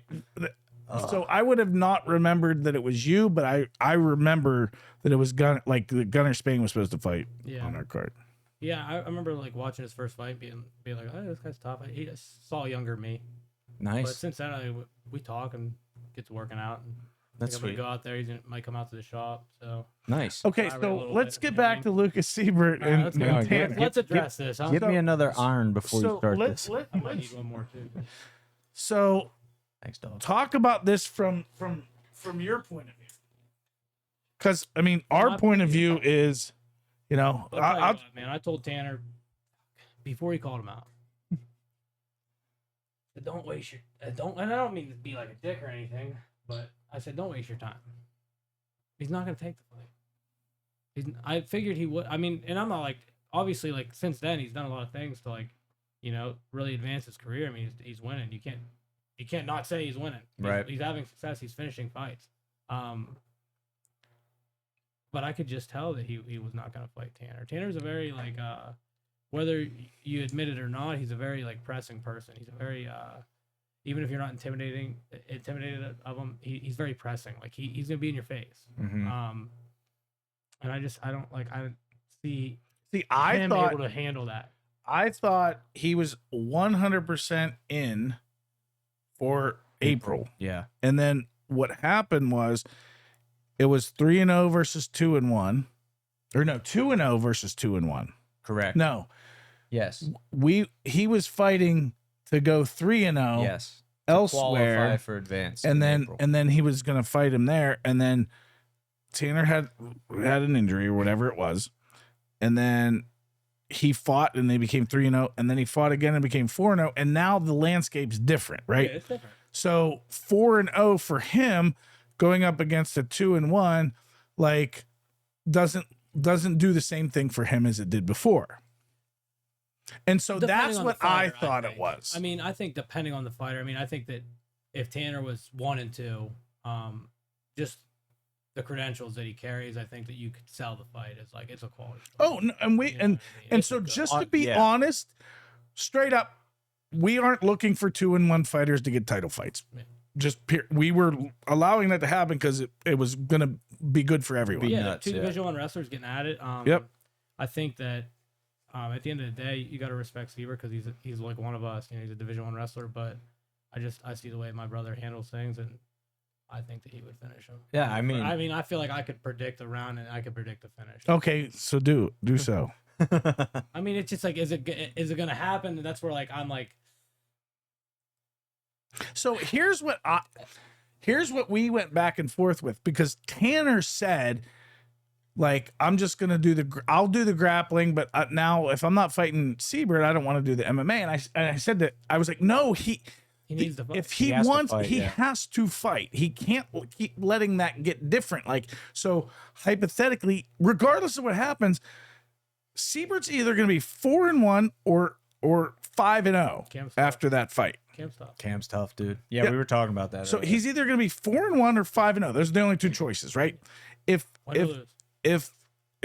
Tanner's still 2-1, like, they're further apart regardless than they were before. Yeah, no, that without makes sense. a I fight. think that ultimately, So I was saying to him, if Tanner wants that fight to happen, he has to fight and get to 3-1, and then regardless of what happens, it's still a viable fight. But he can't let that get further apart if he I wants that agree. fight. I think he needs to fight just regardless. Yeah. I mean, you can't like you can't always pick and choose your battles.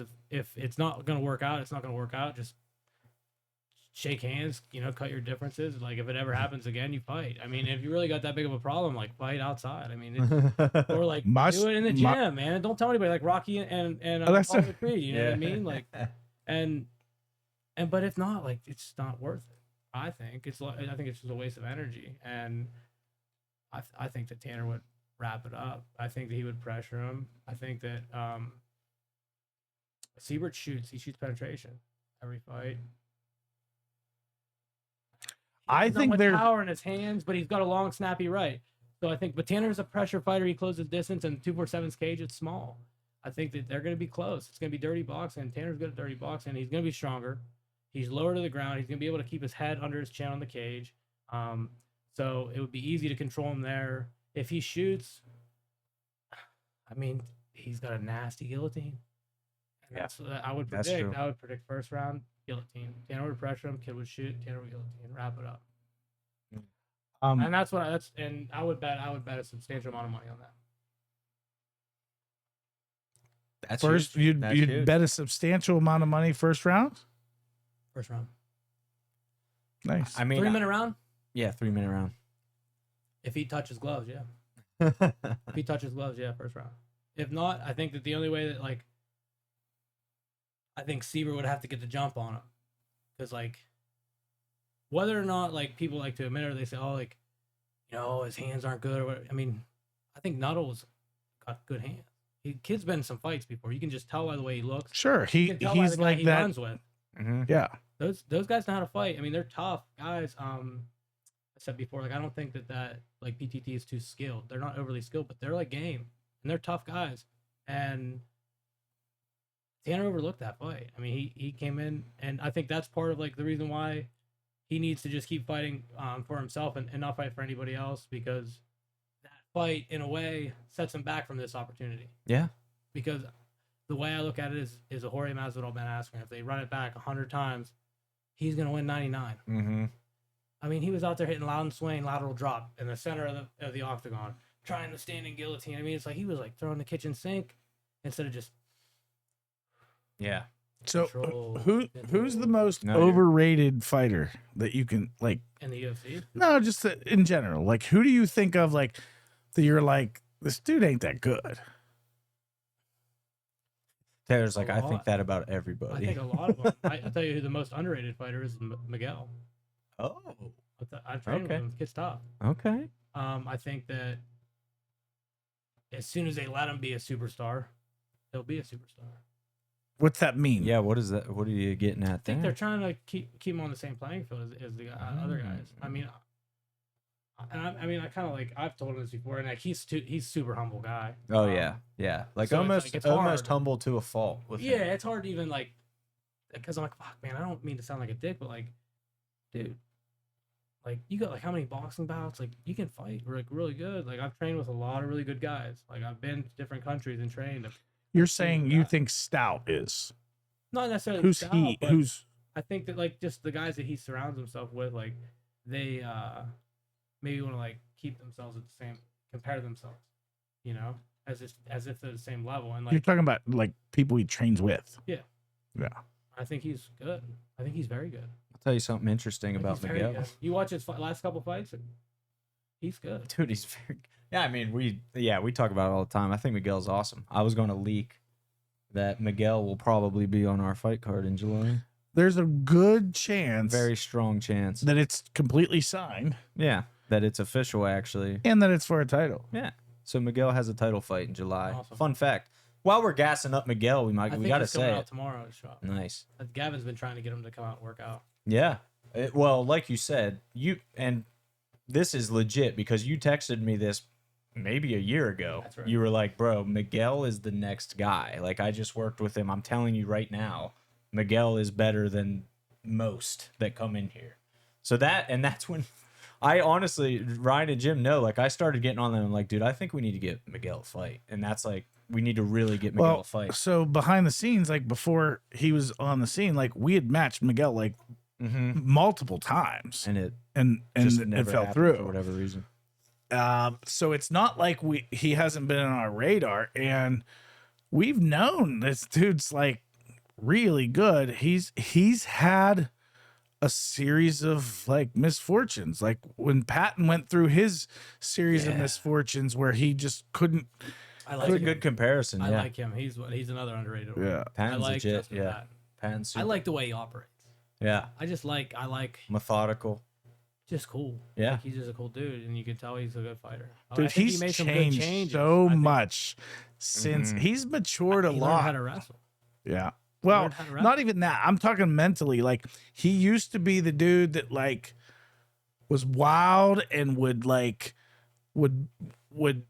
get you fired up and like he would be out of like he wouldn't rein his emotions. And now he's so mature and he's like he might get you fired up, but he's gonna just get you fired up and not like I don't think know. that's He's the just key come a to long MMA, way. though. Is like, when are you going to start competing for yourself and stop competing for the crowd? Once you start competing for yourself, you can entertain the crowd. But if you're competing for the crowd, you're going to get beat. Well, I As think much there's as you win. there's a mixture. Like he's come a long way. I like him and I talked immediately after the last show, Brawlenberg 16, and I told him like, you got this win. Like it was good to get away. This was like a trap fight for him, right? It was like a tricky fight that didn't look good on paper. Like it was one that it looked like he should just breeze through, and it was a lot tougher than it looked like it was going to be, and he got away with the win. But at the same time, those are not the greatest type of fights to build yourself on. You also at the same time you can't be like the higher levels want to see certain things, and if you're like on top of a guy for 3 rounds and you're not finishing him, that's like you want to, if you're going to be on top of a guy, find a way to finish him, and that's ultimately like that next level of he had a tricky long guy. Like there were things, but you also don't want fights that are like anticlimactic a lot. And so I think there's a balance. I think there is that there promoters aren't like what's the dude's name? John Fitch, right? John Fitch was like favorite. literally one of the best talented grappling. Like he was just dominant. But he wasn't a crowd pleaser, and that affected him greatly. So I think there's a balance there. There's a balance. It's a little weird. Oh yeah, he's a I different think kind he of let dude. the things in his life that like the things that made him a good fighter. I think he let him like affect his personality to the public, and I think that that's one thing that you have to keep contained. Like sometimes you're gonna show them the real thing, but sometimes like don't tell them everything, dude. Yeah. Don't show them all your cards, because then your cards are out there. Like they know they Yeah. can see them. There's no bluffing with him.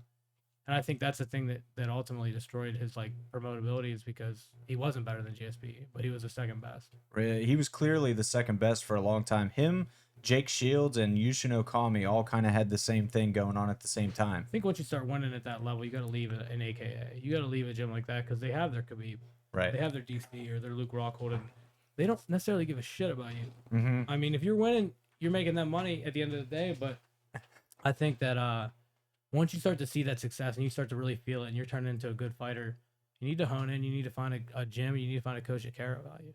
Yeah. You know, it's not about always going with the best guys in the world if you're focusing on positions.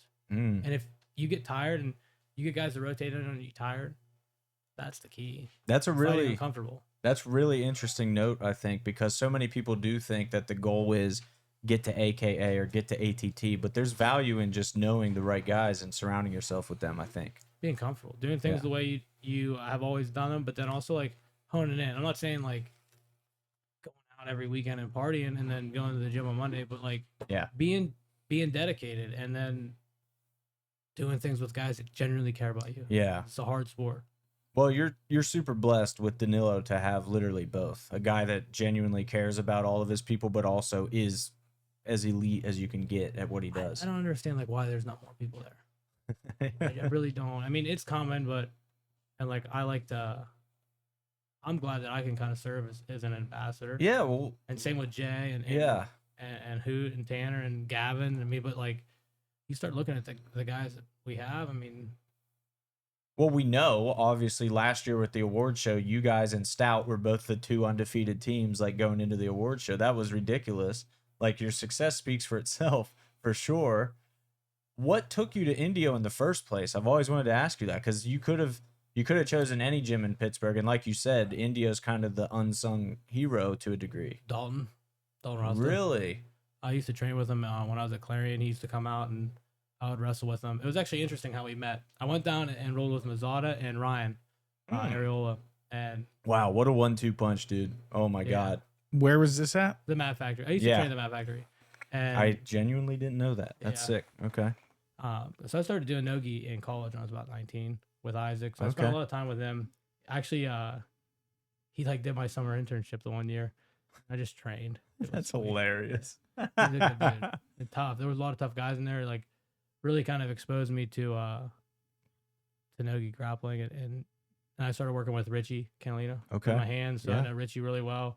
He was one of my boxing coaches. Dang, man, you got New Kensington's best all Yeah. on you there. Yeah, and then like He has a lot of Marconja. neck tattoos. Tough dude. That Richie. He can Richie's a fight. savage, dude. Dude, you know Richie and, Yeah, and like- Ethan Goss went to war a couple times. Really, I can Twice. see that. Twice, bruh. I think Richie won them both. Really? To be honest, yeah.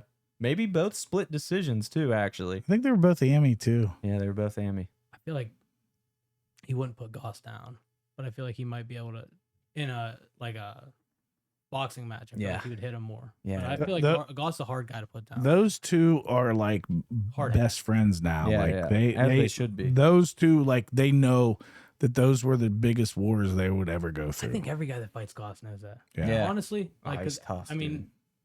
the same with Richie too. I mean, you look at his amateur career; he's got a lot of fights, a lot of tough fights. A lot of He good has like guys. 20 amateur fights, dude. He's crazy. And, Yeah. like even like Hodge Mm-hmm. and Goss. Like Goss took that fight. Hodge's super legit, dude. I think he's just a guy. He genuinely doesn't fear anybody. And like, but then they have respect after. Like he's a super respectful guy. And Yeah, he's like Yeah, they- best friends with all of his former opponents. It's a perfect balance, yeah, honestly. he's just a good dude, man. But he can fight I- really well. I would never say that he's a good dude. Like, like Wait, Richie or Ethan? I'm talking about Ethan. Yeah, I thought I wasn't sure if Taylor. was No, talking about Richie. I'm talking about Ethan, right? Okay, Richie. okay. You're a good dude. Ethan. Ethan, not a good dude. I like them both. Oh wait, this is the only. yeah, we're like looking at Hey. the camera. Sorry, guys. But yeah, dude, Richie's the man. He's like 6'2", 155, like another a club. crazy build. That's a club right now that's not Yeah. not as big as it's gonna get, or like maybe he's trying to keep it smaller. I know he's like a wealth of kids and adults in the sanctuary, but Yeah. I feel like he's gonna start pumping out some really good boxers. He's Well- a really good coach. Yeah, dude. So this is another fun. We're just revealing. If you guys are watching this, you're getting all kinds of nuggets. Richie Canalina hit me up recently and wants to come on the podcast actually. I So think he's a good guy to get. we're gonna be making that happen for sure. He knows a lot of the boxing and MMA community. It's Yeah. crazy. Yeah, we're gonna. Well, and him, I don't know if Quincy's still working with him there. I hope Quincy's But back. Quincy- Is He's all right. tough. Yeah, Quincy's Quincy's him. dude. Quincy's awesome. Is he coming back? or Freaking not? back injuries, man. Those are. I don't brutal. know. I haven't talked to him in a while. I mean, I know he was. I don't. I That's don't one want to guy I like think that I drum would up watch. guys that are like down. Quincy's Or good, like- Hard- dude. injuries are Yeah. hard. It's a hard Yeah. thing. It's like that injuries and retirement are two things like I don't fuck with people. The psychological part of the game is like something that I like. When people master that, it's a game changer. It's a game changer. Like when you can't be 10 fights in and master that. Like it's just not possible. There's so many things you're going to see and you're going to fight against, and like your mental side, like you're going to learn so many different aspects of it. You can think you're like you've got it, and then you're going to get hit back down. It's guys like Goss over the last couple of years who's really mastered. That's been the difference.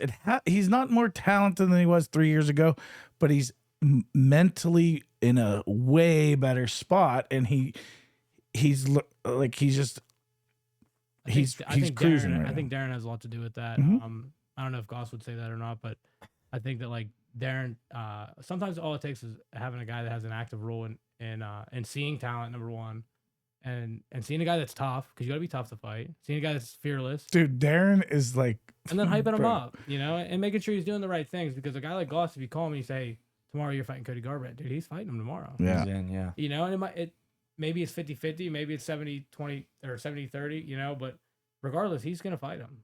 He's And in there, yeah. that's not always the best thing for your career. So like, And that's what he did a lot Darren, through his amateur and early on in his career. He would just take everything. And I think when you're amateur, like that's the way to go. Take your losses, learn what you got to do. Like I think too many guys are afraid of their win-loss record and all this stuff. Like your amateur career, like what was John Jones' amateur record? Did he even fight amateur? Does it matter? He fought pro, I think. Yeah. Not, it doesn't matter. That's the whole point. It doesn't matter.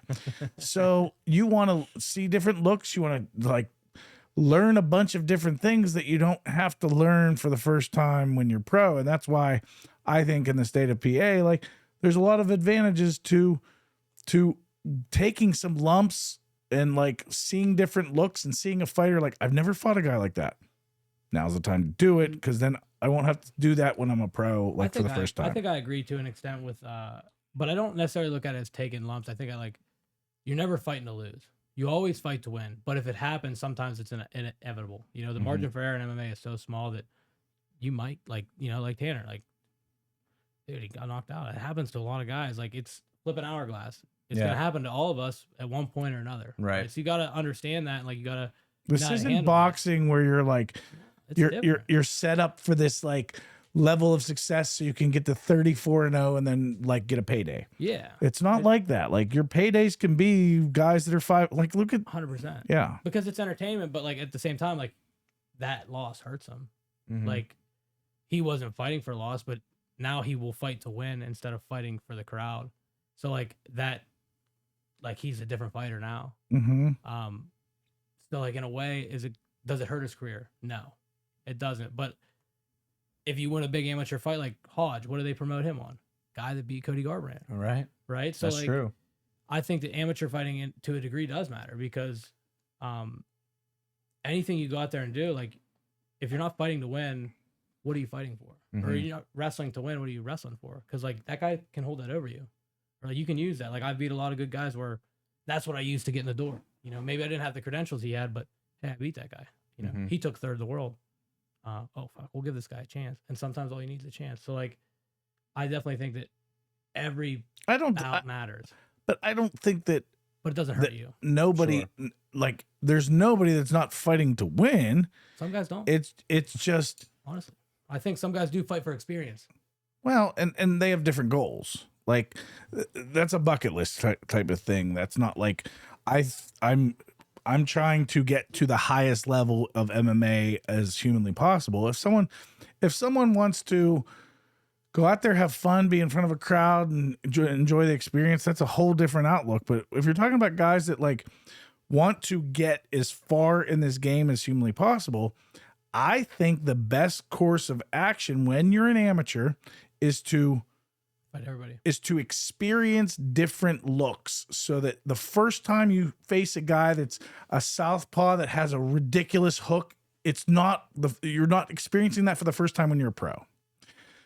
Like, I think there's a lot to be like, there's a lot of lessons you can learn and not have it count against that ultimate record when you're a pro. Yeah. I mean, yeah, the pro record is what matters. Sure. But I think too that, it all depends on how much I think the guy could train. You got a guy like one guy that they wanted me to do a catchweight with at Teixeira's gym, Julie Renza. Mm-hmm. Like at that time, that's a good fight for me because I was training a ton. Like I would win that fight. But you look at some guys, they're not training as much because of certain things in their life. So like maybe that isn't a good fight because he's legit. Like that guy's good. He's definitely legit. And he get hurt against a guy like that. So I think that like if you're training and you're ready for it, yeah, go take it. Because then you're going to experience it and you're ready for it. But like, I think this is a game that like people don't understand how bad they can get hurt. And sometimes when you got guys that have bucket list goals, like I think actually that would be like a job as promoters, like to understand that and like, what is your goals with this? Because if you put a guy like that in there with me, like I really have no regard for him. And that's like, just because that's what I want out of the sport. And I think it can get scary there because you can really get hurt. And I mean, not that you want to or you want it to get ugly, but like if you have to, you will, because that's just what you do at the end of the day. And ultimately, I think that's, it's a part of each person's coaching and like taking a look at fights and all of those things. That's all a part of it. I mean, just figuring out like You gotta have a good guy in charge. what's gonna make sense, what's gonna be a fair competitive fight, and sometimes we miss. Most of the time we don't. Like Jim Mooney has a pretty good record of putting on He's good. pretty even fights and making sure that like are there some that sometimes we're in a spot where we have a guy that his opponent ducks out, and we literally are 3 weeks out, and we gotta if a guy says yes and it can get approved by the, like, sometimes that's the case, and like we got to do what we got to do to not lose his bout and not lose. I think anytime you throw two guys in a pen, though, I mean, just to piggyback your point, like, because I agree, I think you never know what the fuck's gonna happen. So, Oh, absolutely. you know- Well, you get around this long enough. I think if you let us pick the fights, we would be Above get a- 500 we- for Oh, sure. they're definitely above. Yeah, me. I think. Yeah. Like, I never saw that Nuttall thing coming. No, yeah, I mean, but they're- that was Tanner's own fucking stupidity. Well, and that's exactly like anytime you decide, okay, let's firefight, like that's people hit hard. Like no one hits soft at like when you're swinging. Like grown men hit hard, period, if you're training or not. And so if The build, that guy could hit hard. I could. Yeah, throw it dude. away a little If- bit. he's you really get- good. if you get clocked by a grown man, like it's going to knock you out. I Like just don't. Why give him the chance? yeah, and Oh, that's yeah, and that's exactly it. but like that's sometimes you got to learn those lessons. That's why it's good to happen. It's good for that lesson to happen at I think amateur. that was his best. I think that's the best thing probably to ever happen to him as a fighter. I Best think. and worst, because I'm like those things are hard when it happens. But I think you got to look at the reality and be like, hey, life is hard. Yep. Like life is hard, let alone fighting. But fighting is like ruthless. So like if you're willing to play the game, you got to understand like what the consequences of the game are. Mhm. Even if you're the better man, which, I mean, let's be honest, he's the better guy. But on that night, he made one mistake, and it's just like you got to give the guy credit. But if it happened again 100 times, I'd never. Yeah. Like Tanner asked me, "What do you think this guy's gonna do?" First thing, See, hit a switch kick.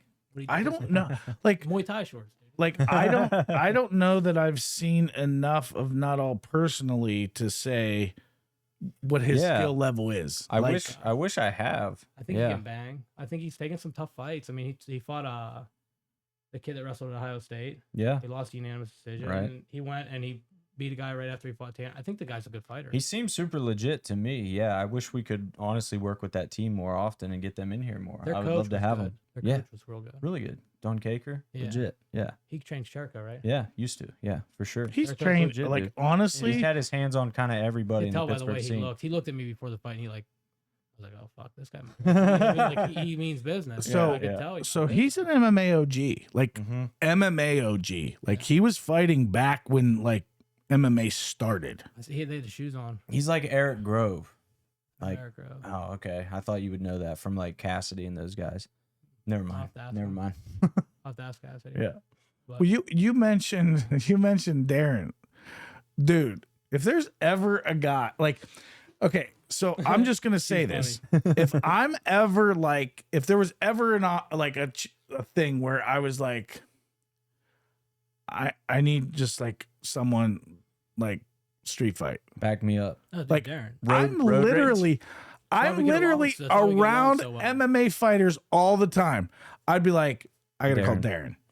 Like that dude is a real, like he's a street fighter. Like he's the real I deal. don't have time for bullshit. Yeah, he's I don't have time for bullshit. It's like how my dad is, dude. He doesn't have time for bullshit. that dude will literally like do anything he can to help that person out over there, and then this person starts running his mouth, and he's gonna like just like Yeah. that dude's done. I feel like surprisingly, there's a lot of guys out our way that are like that.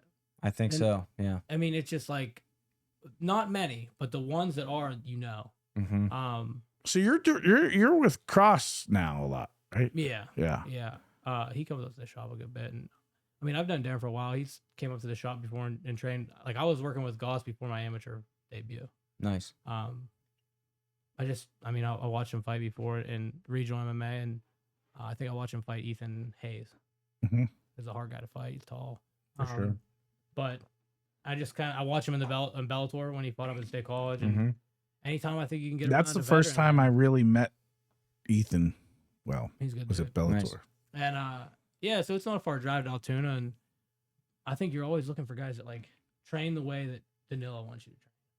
Like, you're not always going to be there. He's not always going to be able to watch you, but like, can you take what he's telling you and like identify, is this safe training? Mm-hmm. Because sometimes you'll go in, like, you know, those big gyms. He always says, like, you'll go in and they'll just when you're tired. They'll beat the crap out of you. Yeah, they can kick your ass when you're tired. Anybody can. You know what I mean? And Yeah. you're gonna get good I to could go. not kick your ass if I was If I was real tired or tired. not If you're real tired. tired, you could, dude. I get really tired in training, Maybe if like get your, real tired, bro. You your don't know me. arms were so heavy that you could no longer like. and that's what you got to chase. Yeah. So you got to have partners that are able to control when you get like that. Because like I get like that every practice, where I'm like, fuck, dude, I'm done right I'm now. done. Yeah. I'm done. But then, you know, like you got a guy like Hoot or Burrs or Jay, and they're in your face, and like. I think that like the scariest of them all would be Hoot, because he doesn't have that level of control yet. Like Jay's like super controlled. Okay. Like he knows when That's he fun. can put you down and when he can't. Well, that's what I was going to ask about Jay. Like, how, kind of a random question, but how good is that guy? And I mean that in a very literal sense, because I feel like we don't really understand exactly how good he is yet. He did a lot of this. I did a lot of things. I'm gonna say I did a lot of things similar to him because he fought before me. But like he fought his pro debut in Rio. Mm-hmm. He couldn't get fights here.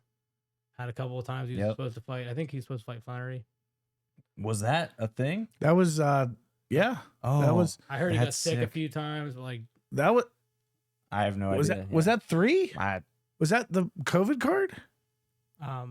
I think that was the maybe it was COVID. I don't know. That or was- I no. wasn't there at the time. I was actually 185 training with probably Flannery? Flannery then. I He gotta was- yeah, drive to the yeah, Map right. Factory And together. Clarion Boy as well. Yeah. Wow, that's crazy. He's fought a lot up there. Yeah, I'm sure. wait. So always you part are of you the in fight. Flannery?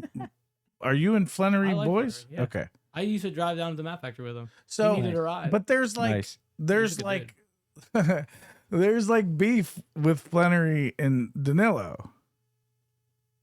No, I mean like No, okay, I don't let's think, be like, I don't think Danilo has beef with anybody, but like he'll fight anybody. no, but You know what I mean? Like, if you piss I'm him not off, saying that. But wasn't there like hasn't there been some type of history? I think he just settled him down one time. Okay, But I don't think there's any horrible beef. Like I don't think Okay. Danilo loses sleep over it. no, But, like, I hear stories, right, and I'm just I I'm think they just got into it one asking time, about, and like one time. it was I like think at it a was Naga. multiple It times. was at a Naga. I can remember like No, I'm like watching because I saw it from the opposite mat. Me and Tanner were like, "What the fuck's going on over there?" Roman was going against Okay. one of our guys, and then he said something to Danilo, and like all of a sudden, Yeah, he rushed him. And Bianca is like, "Danilo, you can't do this. You can't do this."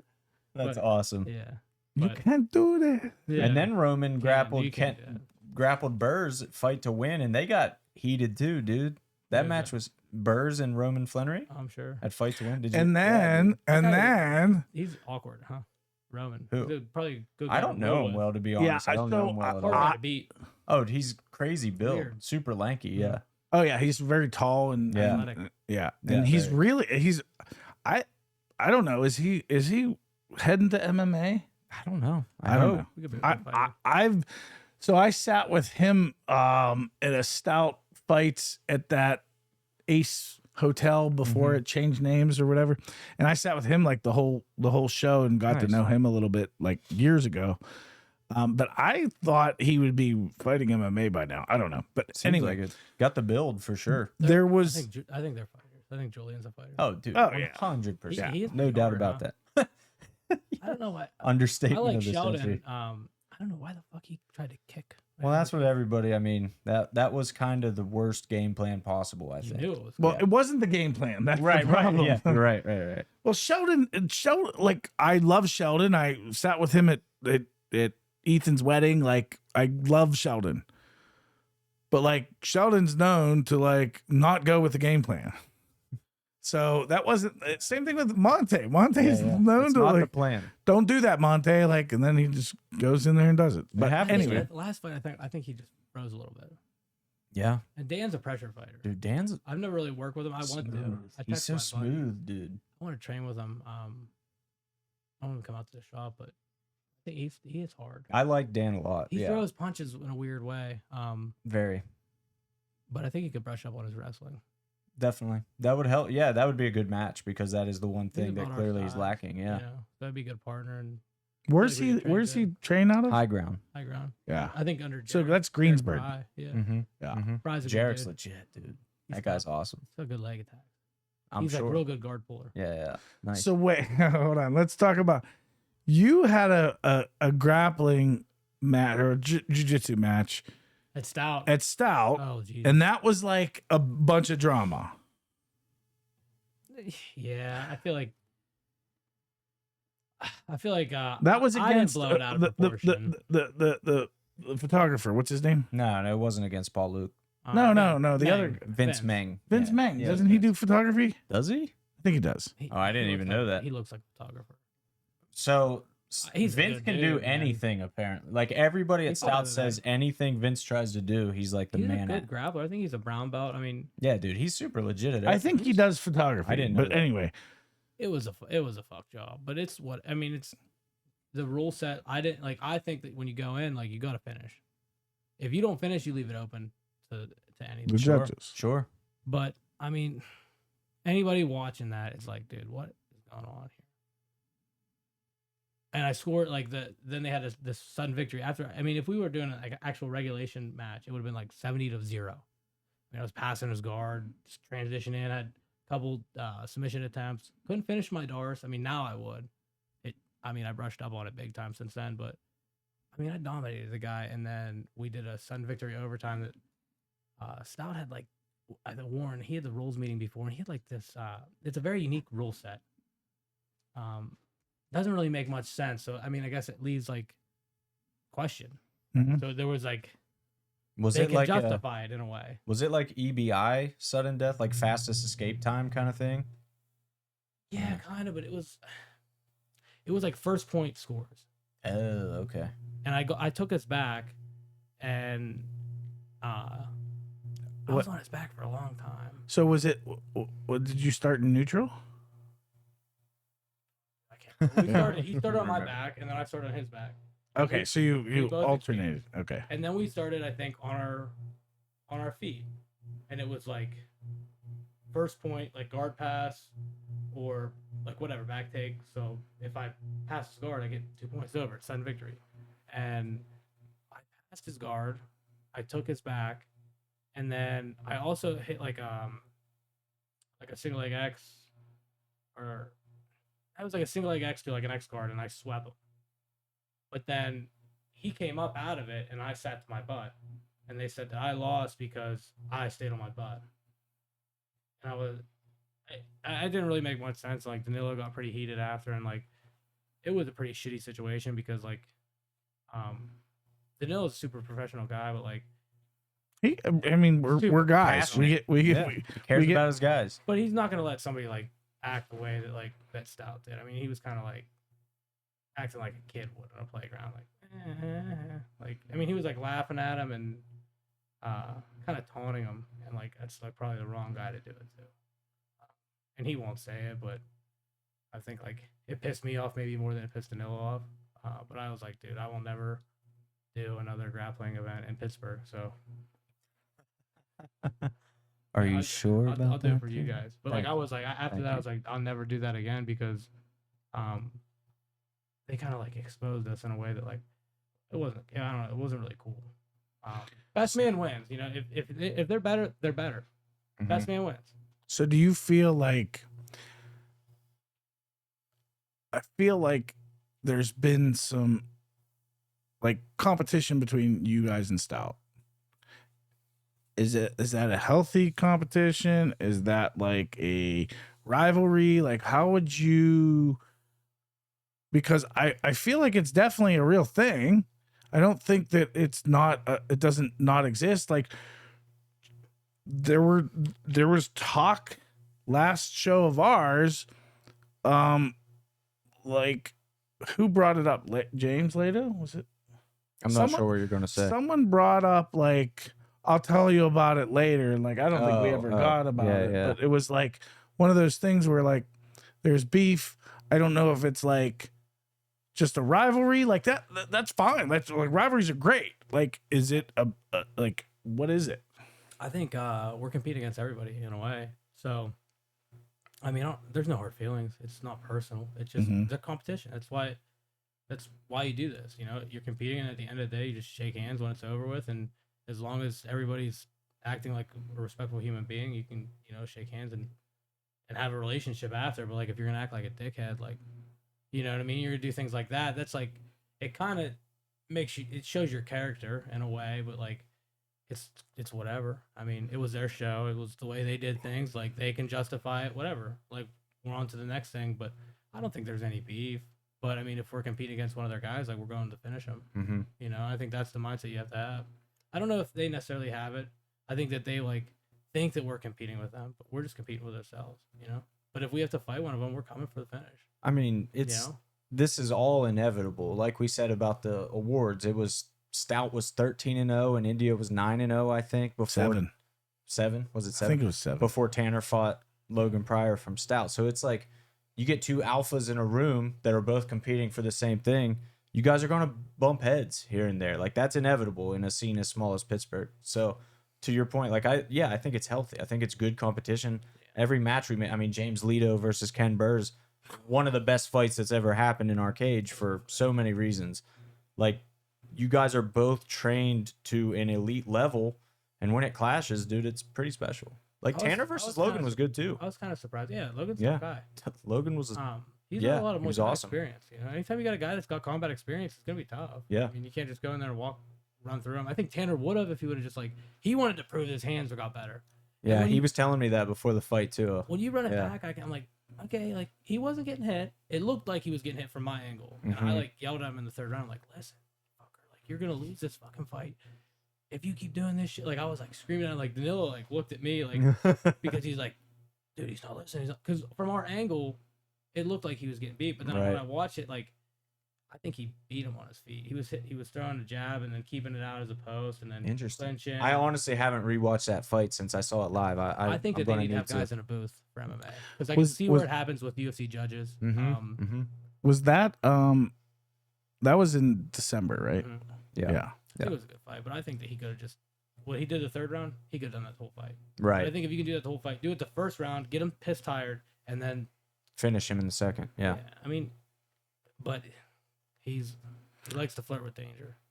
Yeah. Too much. Well, I got to change speeds. I got some questions from the gallery for you, Taylor Cahill. Taylor Cahill, you are now on the hot seat. I like that T-shirt, by the way. Thanks, dude. Yeah, that is a pretty sick one. I thought you were saying mine. I've worked with him before. He's like, jab, jab. That's all he yells is jab. That's awesome. Well, what a legend to work with, no doubt. We need you to be in the mic.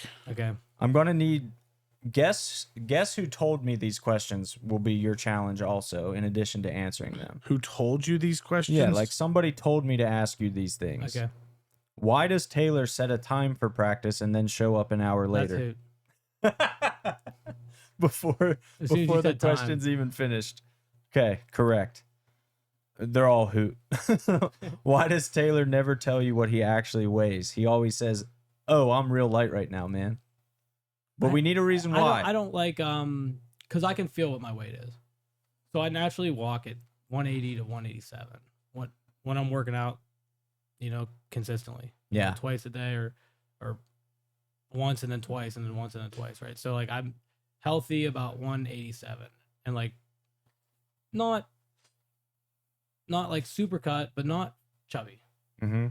Like a good healthy weight, and I just don't like checking it, dude. I cut a lot of weight in college and it fucks with my head. It affects my workouts. I stopped checking my weight because like when you go to lose 17 pounds and then you got to wrestle the next day and then you got to get on a bus and drive, 17 hours to App State and then you got to cut 13 pounds again and you're on a bus most of the time and then you get off that and you go to Lawrenceville, New Jersey for a rider match and you're you keep jumping up and down, it messes with your head, and you start beating the scale instead of getting better at the sport.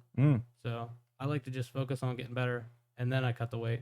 That was a unexpectedly very fair answer. It messes I with your will mental say. health, man. Yeah. It does. It's not good for you. How late is too late? That's the question I see. Nah. Sometimes I do mess up. Like, dude, we're gonna just like that's what we're gonna harass you about. Just so you know, Absolutely. like forever. I That's used your to thing now. always be like real on Yeah, time. you're a military guy, dude. And That's then like the thing. it just like I don't know, dude. Something hit me where it's like I feel like I got a lot more shit going on now. So it's like it's hard. It's called adulthood, bro. Yeah, it's like He's like, 26 I got a now. lot of calls. I got a lot of text messages. I got a lot. all of things, grows up. yeah, like I got a lot of emails to answer. Like before I know it, I'm late. And I'm like, fuck, man. Like I didn't mean to. But It's just the way It's it all is. good. I like this question. Why does he randomly text fighting scenarios at 2 a.m.? it makes you crazy. I'm I, fascinated. so, I'm wait, I fascinated. want an are- example of this. Is it like you're watching UFC clips, or you're just like thinking of like what would happen if I fought a grizzly bear right now? Like what kind of 2 a.m. texts are you sending? If I'm fighting a grizzly bear, like, dude, like He's like, I might not. that's probably on the fly. I'm gonna fight him on the fly probably. It's like because that's the only thing you got. You got adrenaline. You're gonna hope it's gonna kick in. I think of like, how are we gonna beat this guy, or how am I gonna beat this guy? What is he not gonna expect me to do? Mhm. And how am I gonna get to it? And I like to. So in the military, they talk about like backwards planning, and that's how you get the best timeline and the best like structure. I backwards plan an MMA from the worst possible case scenario. So I think of the worst possible thing that could happen, and then I put myself in each scenario, and I just go through stages. How, if this happens, how am I gonna handle it? How many times do you think you visualize a fight? More than I train. I mean, constantly. I mean, when 20? I'm driving, when I'm talking to my girlfriend, when I'm, my dad's talking to me, and I'm like daydreaming. It's like I'm But thinking of like fighting. full fight. Like you're getting ready for a fight. You have an opponent.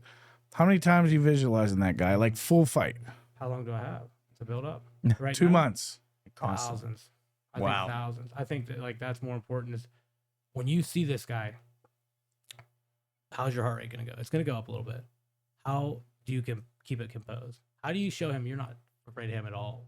Because like even if you're not afraid, your heart rate's gonna spike. Are you a little. talking pre-fight or in the cage? Talking everything? Yeah. I think that the pre-fight might be more important than the. In the Well, that's a cage. part of that mental game. Like is. that's a part of that.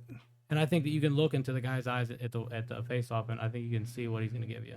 Mm. And like I think it's fun when you get a guy that's like ready for you. Nice.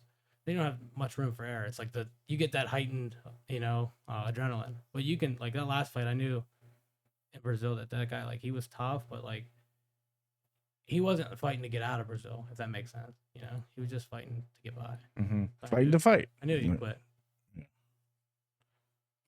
This is my favorite question of Hoots.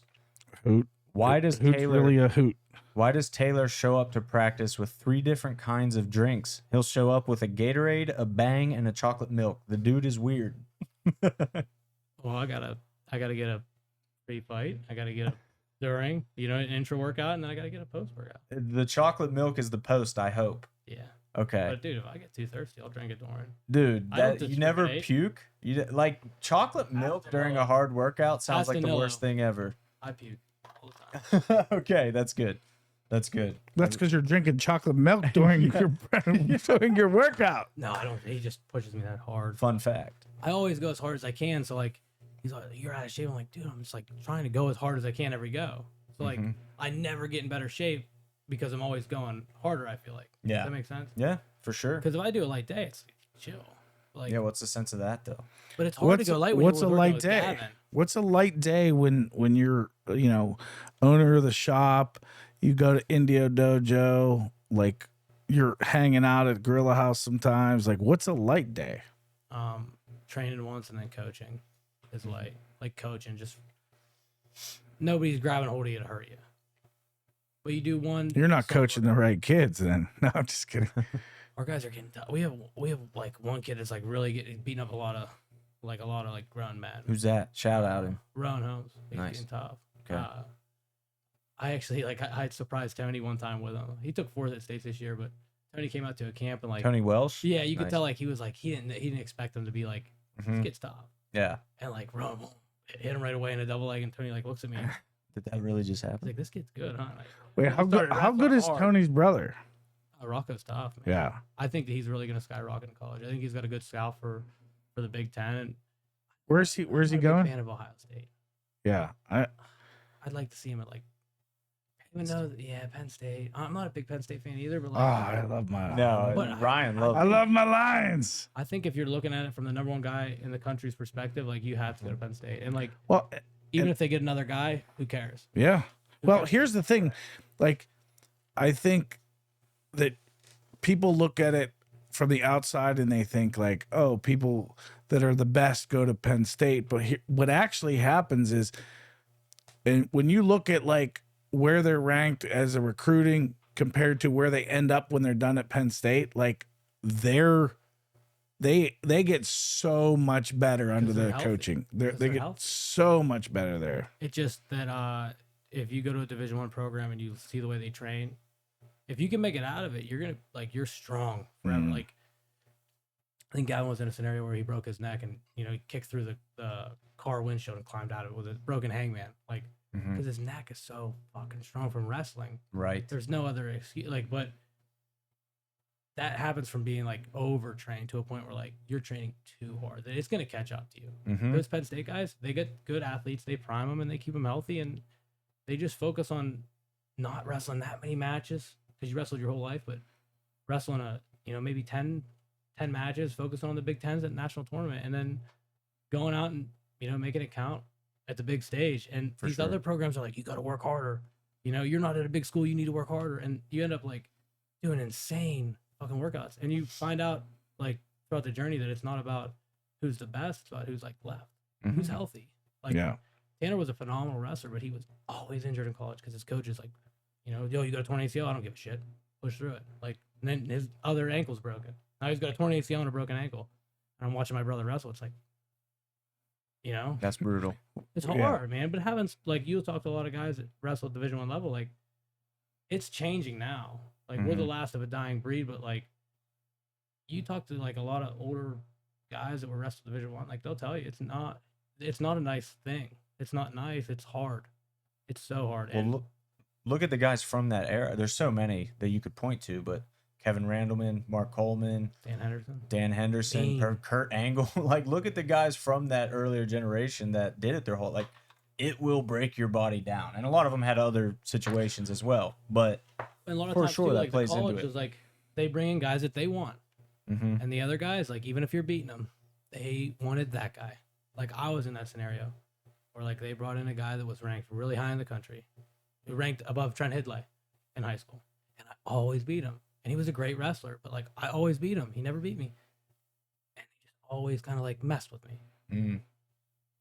And like great, like good staff, and like we got really good at Clarion, like really fast. I think the coach was the right guy for the job at the time, and I think he built like a really good program, but it didn't seem fair to me at the time. But I saw it happen with my brother, and Yeah. when he wrestled Mason Paris and he got thrown to his back, and he looks at me and he goes, "Hey, I tore my ACL," and I'm like, we're in Ann Arbor, Michigan, and he looks at me after he gets 2-2 on Mason Paris, and I'm like, we got to pull the match, right? Because that's all those guys do is once they get up, if they know something's wrong, they pull the match. Right. Because then it's just like MMA. It doesn't affect your promotability or your ranking status. Mm-hmm. And like they argue, how would he know that his knee is torn? I said, dude, like he'll wrestle through anything. He's tough, super tough. Like, trust me, he's tougher than you. But if he's telling you it's torn, it's torn. Mm-hmm. And they just made him wrestle on it the whole year until it locked out the week before conferences. But like that's the shit you get into in college wrestling, and that's why Penn State's winning.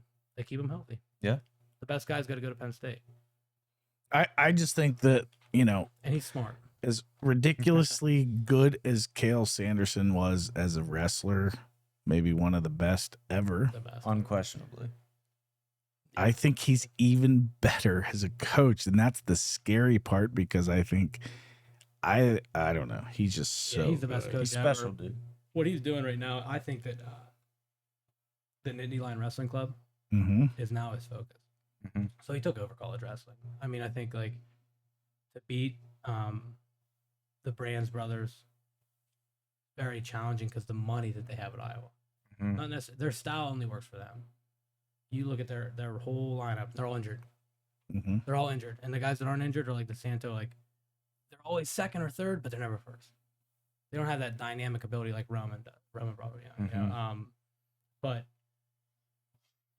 these other programs are kind of easy to beat. So I think that he's focusing now on building Mini Line Wrestling Club into the best regional training center in the world. I think that's going to be like the new Olympic training center. Yeah, Dude, dude. it's crazy. I think he's doing what all winners in all walks of life do, where he's focusing on himself instead of what everybody else is doing. He stopped thinking of how do I beat Iowa, and now he's thinking how are we better than we were last year. He's competing against himself now. And I think he's set aside an ego, right? Right. He won 4 titles. He was undefeated. Like he's one of the greatest. He is the greatest wrestler ever, in my opinion.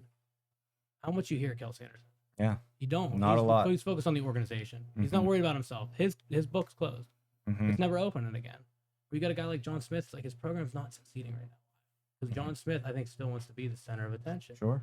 Right. And I think Cahill Sanderson's taken that back seat, and like people know Casey Cunningham as a Penn State coach, or like Jake Varner's their Magic Man. Like they have tons of good guys. Like he gives the credit to the guys that are now.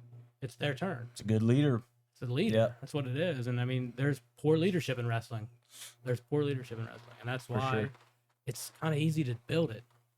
Because ego is a motherfucker. No doubt. How to win friends and influence people. Is that why you looked at me? Yeah. The lesson right there. Dude, Ryan one of the had to best read books. this book. Yeah. One of the best books you'll ever read. Yeah. How to win friends and influence people. Read it. I'll read it. Yeah. So good. I like It's that good. stuff. I think it's just being a good person. I think For sure. That's kind of what that book boils down to be honest. knowing But who you are and knowing what you're not. For When sure. your time's over and when it's just beginning. Absolutely. It's like one of the best like business / sales. Like it's just a cornerstone business book. for sure. Everyone in business should read that book. I'll read it. I'll give That's it a shot. It's really that's what good. we're going to leave you with. That's your homework, Taylor. This is closing class. We've been going like over I 2 like hours it. at this It's a good- point. Closing. Yeah. Oh, dude, do I it get was to I could go sing? all day. No singing, Ryan. But let's Cut him get off. this Icy Light sponsorship for real. I want an Icy Light You gotta reach sponsorship. out to him. Let's do that. Get him on Yeah, my shorts. I don't know. Honestly, yeah. brought Get him it on in. your mic. I mean, if I ever drank, like this is probably the first time I've drank Icy Light in 25 years. Fair. Hey, it's a good time to do it in good company. Hey. Big fight coming up. You know what inspired me for that? I think Mike Wilkins, right? Iron City, right? Yeah. Well, I see. I support my Icy Light, Mike I Wilkins. love. Is he drinking Icy Light though? We gotta ask I him. don't Oh, know. I'm sure. I'm sure. think, or Wilkins was Iron City, Mike Wilkins, and then AJ, his brother, was Icy His Light. Icy Excuse Light, me. yeah. Other stuff. Best nicknames ever, dude. Iron City and Yeah. Icy Light for two brothers that are both savages. That's What's I the watched I nickname? watched that guy a lot when he was coming up. I was one guy I liked to compete against, whether Yeah. it's grappling or fighting. Mike. I respect him. I think Sprawl in the you know, Berg. Taylor Cahill I versus would- Mike I would Wilkins. do Let's it. go. I messaged it. I put it on Instagram before. Like I would do it. I would Yeah, love yeah. to. I know he's a I big think- wrestling fan. I think know he's my- a big wrestling fan. Mike is he has something going on. He's having a child. he's oh, kind of- overrated. and that's what he told me too, because I was like, hey, It's man, important. I've followed you, your whole career, and like I respect you a lot, but like I'd love to compete against you, and if I do compete against you, I'm coming to finish you. Mhm. Like if And don't you be can't do scared. it, like if you can't, like he's not scared. He's fine. How many 15 professional fights, whether or not like I would win or not, he's never gonna be scared because he's a fearless guy. You fight that many pro fights, you're not afraid of anything. But I think that was one thing I would like to compete against him one time. But That's he got Who he has are shit other going on, people- dude. You can't blame him for that. He's got a family, dude. What are other people who are like, oh, I'd like to compete against him? You think that there are? No, No, who? like who? I'm asking Who you. on your mind would you love to compete against? Big time or like around here? Anything. I think Like just if- the guys I looked up to. You know what I mean? Like Mazzato was always a different weight, and I like training with him. He was tough. He's a lot better than people thought he was. Yeah. I think people thought he was pretty He's- good too. I'd He- like to I think compete he's against back in the Kama Worthy or gym. something. Kama Worthy. I'd love to compete against him or something. Nice. Because I nice. can remember him being in the gym in the Mat Factory being 9-6 before he went on the knockout streak, and like just seeing him kind of like move and just watching him like the way he interacted with people and like seeing the way that people interacted with him, like, oh, he's not that big, but he's a good guy for you to work with because it's never gonna happen for him. Like I've heard that, and then Wow. I would have observed. And then he bought the gym. He bought Jericho's gym. Mm-hmm. Goes on this big win streak. Wins the 247 belt. Gets a call from the UFC. 4 days notice. Cuts all that weight. Like goes out and knocks out Devontae Smith in the first round, who's a former training partner, who's also in the Mat Factory before. Like, do I think he's like the most skilled fighter? No, but like he's game, and you got to respect him. I mean, because that's a cool story. He never gave up, you know. So like, those are the guys that I like to compete against. Nice. And not because like it's a personal thing. So would you It's out of respect, you know? would you want to grapple against him? I'd grapple against him. He has But he's no not a interest in grappler. He's a grappling. knee. Yeah, he's gonna try to knee me in the face. You know, like, but I just think that like if you want to be the best, you got to beat the best. And like Huh? I would say that he's the best. Yeah, in dude. In the city, What's it's fighting actively. for sure? It's a good mentality to have. He's and boxing. He Yeah. is boxing. That's where you'd have to meet him. Box him. You'd box him? I would promote that. Let's go. Box some tough guys. I fought Eric Lomax. Look him up. Fuck. I got to now. First Golden Glove fight. They it's kind of rigged. I won split decision. They said, after I had my medal, they awarded me, gave me my book, a USA boxing book, told me I beat them by split decision. Their coach walked up to the scores table, reversed the call. I was in the locker room. I just got out of the shower, had my jeans on. Hey, Taylor, you didn't win. Wait, where was this at? That sucks. Wolfpack Boxing Club. I was 20. Yep, 20 or 19. It was maybe no, it was 19. It was right before I turned 20, and I was supposed to wrestle the conference tournament, and they screwed me over. So I was like, fuck, I'm gonna go box. And well, he showed up late, overweight, with kids, in a white beater. I was like, dude, this guy looks like, what did I get myself into? Like, I never sparred a guy that looked like that. Like I didn't expect that guy to show up. Right. And I didn't think it was as serious as it was when we first started. I thought it was gonna be like a nice little exhibition. And he came out and just like drilled me in the head with a right hand. I was like, Okay. seeing stars. Okay. We're going. We're- We're going. This is what's happening here. And one of my brother's friends, he gave me this advice before the fight: if you get rocked, bite down. And this one like phrase we always use is like, "Don't be a pussy." Bite down, don't be a pussy, and start swinging. And that's what I did, and I hit him back as hard as I could. And then from there, it was like a mutual respect. But I don't know if anybody really won that fight. But they gave me a split decision, but they reversed it. He went on to win 2 Golden Gloves titles, knocked everybody out, and now he's like 7-0 in pro. That's wild. Tough, good boxer. Took a Alright, fight on, well, let's on do 18 it. hours notice too before Let's make that happen. against Aston Owens. I mean, I would venture into the boxing realm. For Kama versus Taylor. he just I fought mean, Burr's brother. I say that, but I probably wouldn't. Yeah, dude. Maybe a tough Versus guy to brother's box. tough. Yeah. I think Cohn was more of an elbow or knee, or he'd be a harder guy to fight in MMA than boxing. Yeah. I think I'd hit him with a jab. He loves boxing, and his like Kama's definitely about that life. You can tell that he likes boxing and is enjoying that. He likes getting hit, I feel like. Probably got a hard head. That's But I wild. was, before we're done, I'll just close out with, I brought this in. Oh, My last fight t-shirt. I just want to thank my sponsors. nice. So on the front, we just got the shop, Center Rock, Tank Cigars, Electric. The guy I trained without it, Danilo's. It's a white belt. He's trying to get that blue belt. So Nice. shout out Go Chris. get that. Yeah, get that blue belt. Then we got Indio, of course. Beagley Tree, my buddy Matt. He's a great guy. He came into the gym, and I didn't realize he had as big of a company as he did. And one of my buddies goes, "Dude, do you know Beagley?" And I was like, Yeah. Why? Yeah, like we roll all the time. He's like, "Dude, he's like the biggest business in like the eastern side of the Mississippi or something crazy like that." And I was like, "No shit." All Like, right. Matt, what the fuck, man? Sponsor me. And That's then beautiful. Gavin's uncle's Black Diamond Equipment Rental. Yeah, dude. Nice. And then on the back, I just got a few more. Mike McCormick at GRM. Big Brother's cool, buddy. He's the best. He got the best cuts in the game. Nice.